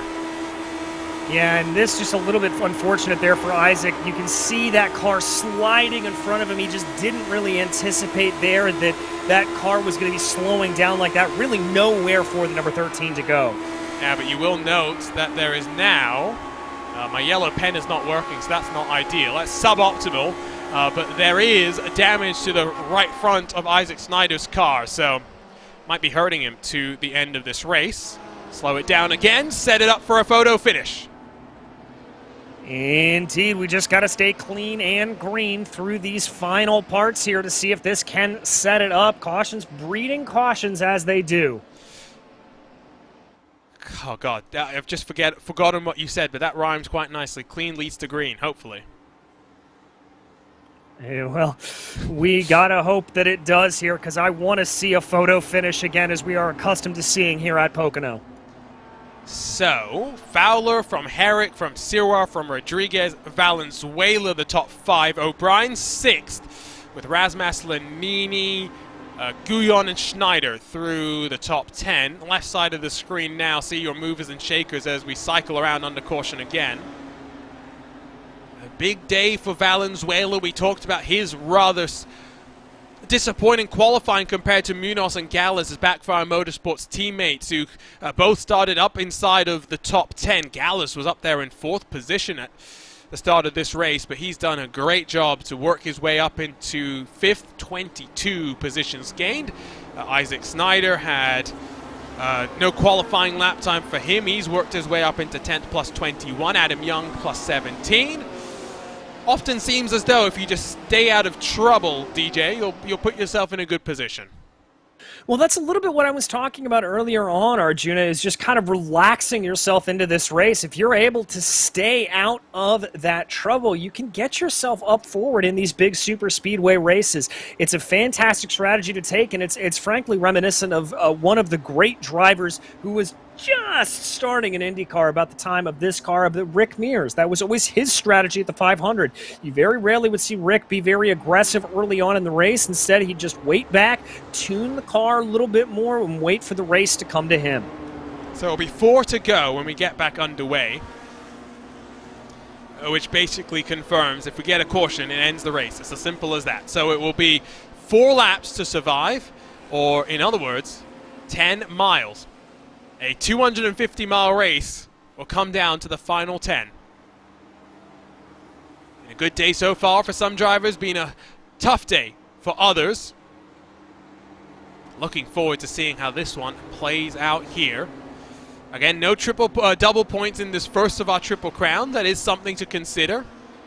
Double points at Indianapolis midway through June. Double points at our season finale, where if it's anything like last year, the race for the championship might come down not just to the checkered flag, but to the moments after when mental math is being done to figure out who ultimately reigns supreme in your 2022 Lionheart Retro Series. Lights off on the pace car. We're racing next time by. Fuel not a concern for anyone. I'm intrigued to see some weaving going on. Drivers building up some temperature into their tires. Yeah, a little bit worried, and the temperature has really fallen over the course of this race. Like we kind of suspected it might, Arjuna. It's down to about 87 degrees Fahrenheit right now, but that high humidity still out there, 77%. That is eked up just a little bit. So certainly some cooler conditions, and drivers, that's why they're weaving a little bit, trying to get those temperatures up into that optimal range. Humidity has gone up a couple of degrees, couple of percentage points. It was 75, I think, when we first looked, but you can see 510 in our virtual Pocono Mountains in the middle of the year, basically. So, not that close to sunset, but edging closer and closer. I talked to you about the margin of victory. I'm going to ask you for a prediction here, though, DJ. Who comes out on top? I asked the same to our YouTube chat just a few moments ago.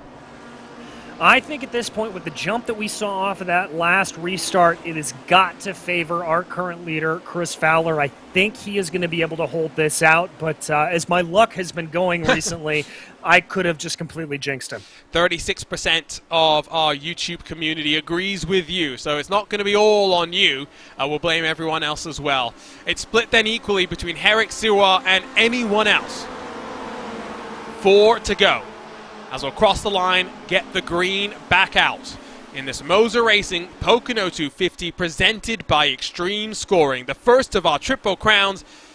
Might see another photo finish.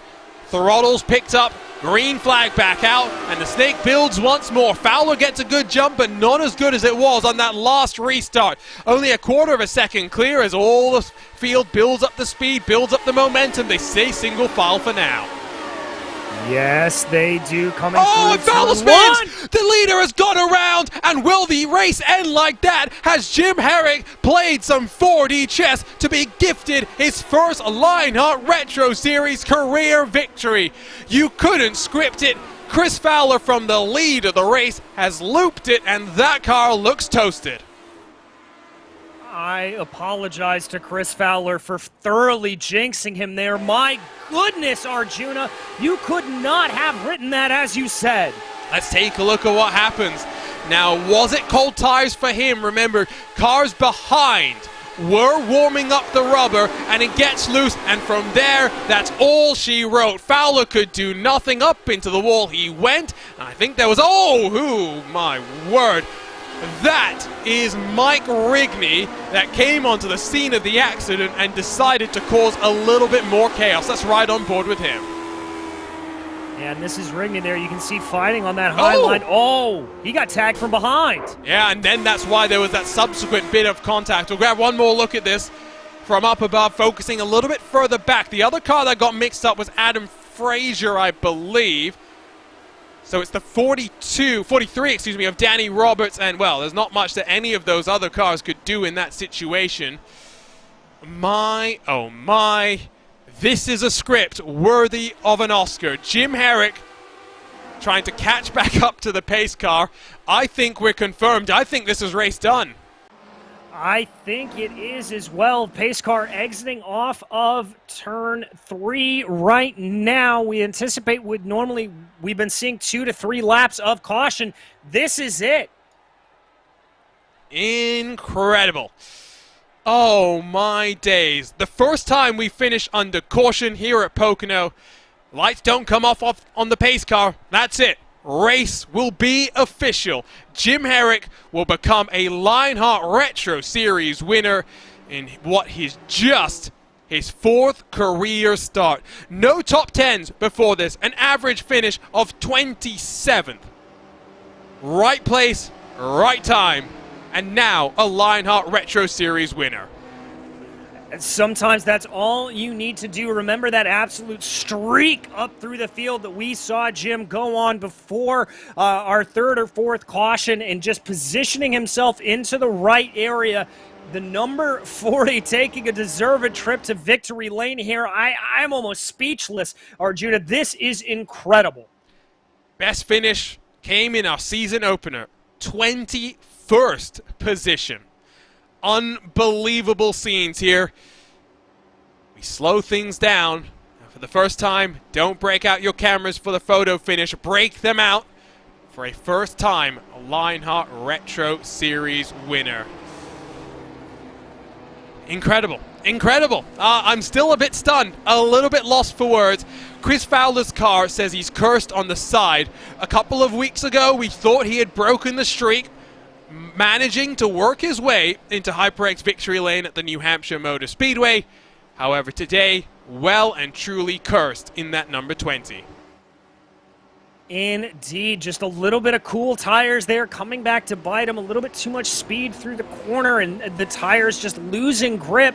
Remember, not a lot of the drivers on their last pit stop opted to take a fresh set of boots, and that clearly may be coming back to bite them a little bit. Lack of grip and lack of tire temperature. It's a good point. I forgot, what a big changer that really might be if this season we're looking at, even on these, or especially, I guess, in these longer races, the thoughts of having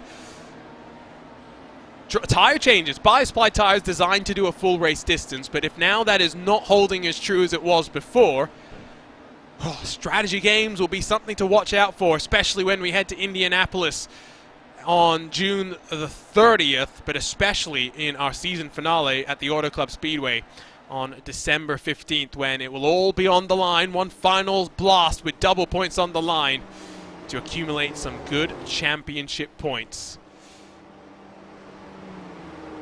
It's going to be a busy week here at Pocono for the Lionheart Racing Series. This coming Monday, the Lionheart Speedway Series gets underway for their first Triple Crown of the season.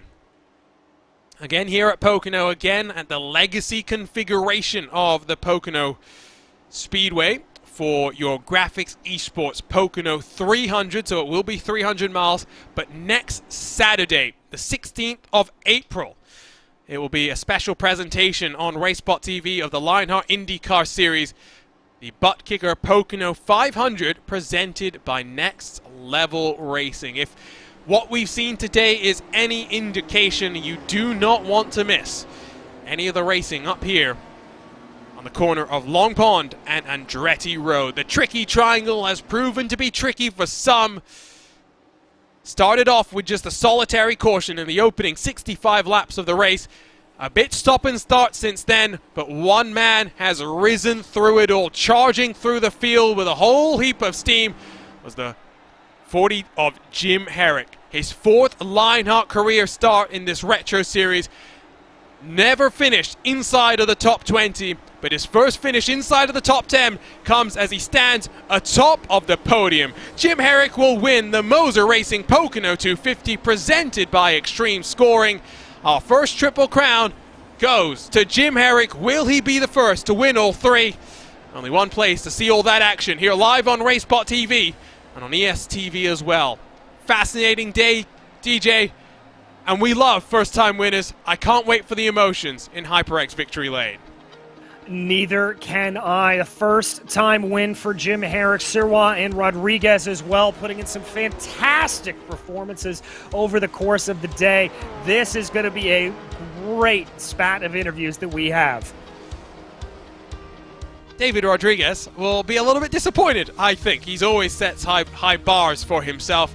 Leads the rookie standings, yes, but not been an easy season by any means for David Rodriguez. For David Sirois, a 4th pole position, but another race where he's been unable to convert into a race-winning performance. Will we see some donuts? He should have plenty of fuel. Will that number 40 car? We'll wait and we'll celebrate with him. As for the first time, Jim Herrick stand atop of the field, a winner. And a deserved winner as well with the charge that we saw from him.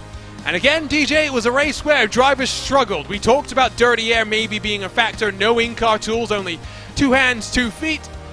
And ultimately, fuel mileage as well, I think, played a big helping hand there. How did you respond when the car was maybe not being run at 100%? Yeah, exactly. And Herrick there just able to respond when it matters. Again, I hearken back to that charge we saw him make during that green flag pace when everybody was kind of watching their fuel a little bit. Herrick took a gamble to go for broke there to absolutely push the car to its limits and see what he could get out of it, and it paid off with some victory donuts here for the number 40. Oh, the smell of rubber is a sweet taste of success. Here's a look at your Sim Race 24/7 race results after 100 laps. It's the 40 sim racing car that comes out on top to back up the race-winning performance that we saw in the Lionheart Speedway Series for Craig Forsyth. David Sirois on the second step of the podium, with David Rodriguez rounding out the top 3. Cristobal Valenzuela, what a day for him. 23 positions gained, our hard charger, and backing up the performance that Backfire Motorsports have been showing us week in, week out in this series. Michael O'Brien in 5th, the best of the MadWorks Motorsports cars, and another day that was looking great for them, not ending with the best of results. Mike Rasmas, after starting down in 17th, works his way up into 6th. Race 1 winner Chris Lanini rounds himself into 7th with Alex Guyon and Isaac Snyder. 18 and 22 positions gained for them to nestle themselves inside of the top 10. Trevor Malone in his 34 completes those top 10 finishers. Rodrigo Munoz and Hugo Gallas for the Backfire Motorsports team finish 11th and 12th, while Robert Mikes is in 13th. Ricky Hardin in 14th in that number 7 car, managing to stay out of the walls and climbing double-digit positions gained. But Adam Young and Marius Valiokis both gained 17 and 19 positions. Great recovery from that 23 after having an end-of-line penalty as well. Richie Hearn was running up at the front in the early stage of the race, but slightly caught out, I think, with some of the cautions. He finishes in 17th, with Matt Taylor in 18th for the MadWorks Motorsports crew. Brian Hotham and Dustin Wardlow complete the top 20, while Danny Roberts and Cody Wenzen are your final cars on the lead lap. Will Gibson had a pit road speeding penalty in the first cycle of pit stops, dropped him back to 23rd. Unable to recover from there. Chris Fowler will be heartbroken, leading the field on the run down into turn 1. In that final of our restarts, he spins it by himself and loses the victory and is second in 2022. Rigney and Fraser get mixed up in that one. Luis Gonzalez Nunez, Chris Reagan involved in that prior caution, with Craig Forsyth, Brett Accord, other cars not making it to the finish. 35 started, and many didn't get there at the end. Enzaldo Holmes, Daniels Godzo, and Tyler Graf through the 35 cars in this field that took to the green flag. Well, before we head down to HyperX Victory Lane, we head into our HyperX post-race show, because the Lionheart Racing Series is powered by HyperX, makers of premier gaming gear like the legendary ultra-comfortable Cloud line of gaming headsets. Whatever you play, however you play, HyperX knows we're all gamers. For more information on HyperX products, visit hyperx.com. So we're waiting for Jim Herrick to come and join us after a jubilant day for him and a 4D sim racing team. Still starstruck and gobsmacked at the way that it finished. Let's give a thought to Chris Fowler there, because you never want to make a mistake like that, and I think it was cold tires, DJ, that ultimately cost that number 20 car. Yeah, I think it was. I mean, we haven't really seen a car all day break away like that mid-corner, and we had just highlighted how the temperatures were falling over the course of the race down to about 87 or so. It's actually 84 by the time we finished the race out here. So I think certainly that is what was to call for it. Those cold tires just coming back to bite him. He was really the only driver out of the top 10 or so that wasn't doing a little bit of weaving, trying to keep some heat into those tires, and, well, you saw the results. Well, let's head down to HyperX Victory Lane, where it's a jubilant Jim Herrick that stands atop of the field. Jim, you must be delighted right now. It's been a difficult start to the season for you, yes, but now a winner and finally getting into the top 10 as well. Talk to us about the emotions that you're feeling right now. Yeah, wow, I can't even believe it. This is just great. I I couldn't be happier, man. I'm still in a little bit of shock. Things just worked out perfectly. I mean, I went from realizing that I probably wasn't going to make it on fuel, and so while everybody else was saving, I figured I'd just hammer down and go to the front and see what happens. And gosh, no sooner did I pass that first car and the caution came out, and I was just in total disbelief. I mean, talk to us about that charge as well. It looks like you were just carving through. How easy was it, especially down low through the tunnel turn, a place that we did see a bit of chaos today? Yeah, it definitely wasn't easy, even though those other guys were saving fuel and they were lifting a little earlier. The inside was a little sketchy, especially on older tires. Older tires freed the car up a lot. And made it turn, just turn a lot better. So I was able to go on the inside, during that run. And yeah, but it's always sketchy. I'm always, you don't want to be that guy that pushes it down the inside and then pushes up into somebody and causes a wreck. So, I wanted to make sure that I was super cautious making those passes, and yeah, it was white knuckle action the whole time for sure. Congratulations, Jim. Go break out the champagne. Go enjoy this victory. Hopefully you can build on this through the rest of 2022. Yeah, thanks very much. I just want to thank the rest of my teammates too. Craig and Luke were doing some fuel calculation for me on pit wall, and yeah, just great to have the 4D Racewear team up here in Victory Lane, finally. Woohoo! Deserved win for Jim Herrick, but now we head to the man that crossed the line in second place. David Sirois put it on pole for the fourth time in his career. And David, I mean, before we talk about the race, I want to ask about qualifying. We thought you would be someone who would be up front and fighting for pole on the road courses, but all four of your poles have come on the ovals now. What have you figured out with this Lotus 79? Yeah, I don't really know. I had very poor qualification in the first oval of the season, and this time with a double point race, I wanted to have a great qualification, so I worked hard on my qualification strategy, and it worked quite well today. I hate to break the news to you, unfortunately this is not one of the double point races. Only Indianapolis and Auto Club from the rulebook are double point races. But with that said, you slipped backwards at the middle portion of the race, but you were able to fight your way through. What was happening and what was going through your mind? Yeah, I was saving the tires for the end of the race, and I lost a lot of place in the first stint. I nearly lost faith in my strategy, but after my first pit, my tires were going good after my first pit, while everyone else were struggling a bit. So I started to move up in the field, and it worked quite well today. Congratulations, David. Hopefully this kicks you off as well. 2/3 in this 2021, and now from here, fourth, last time out. Looks like the momentum's on your side. Yeah, I hope so.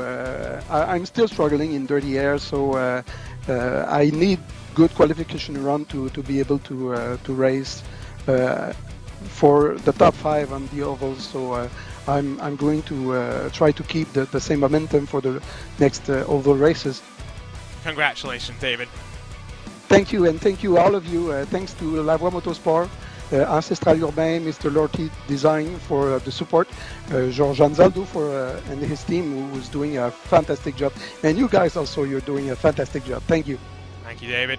Over to the second David on the podium, where David Rodriguez joins us now. David, talk to us about that race. Well, I felt like I did a good job, you know. I had a pretty poor start to the season, and I've just been consistently getting better, so I'm really happy with the podium right now. I thought that, you know, I should have followed before all the string of cautions at the end. I felt like I could have won by making the move down the inside, but I chose to back off there. At And one I think point, that's what cost me. Yeah. at one point, we thought it was a fuel mileage race. How confident were you on the fuel compared to those around you? I feel like we were all pretty similar. I know that Chris in front of me was heavily backing off, and I was trying to stay behind him. He wanted me to pass him, and I just wouldn't let him. I was really trying to save as much as I could there. So it ended up not paying off the string of cautions, but it looked like for a moment that it would.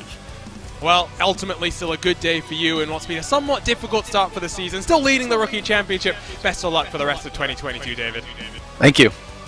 David Rodriguez rounds out our podium interviews, and before we say goodbye, DJ, let's look forward. It's been a crazy start to the season, back to back to back. It's almost like these drivers haven't really been able to take a breath, especially the ones that are competing in multiple Lionheart competitions. But now we get a couple of weeks before Phillip Island, a couple of weeks after that to Brands Hatch, and it spreads itself out just a little bit more, which is good. But next up is by no means an easy track. We saw plenty of chaos at Phillip Island last year, and if tires are a factor, we should expect plenty more.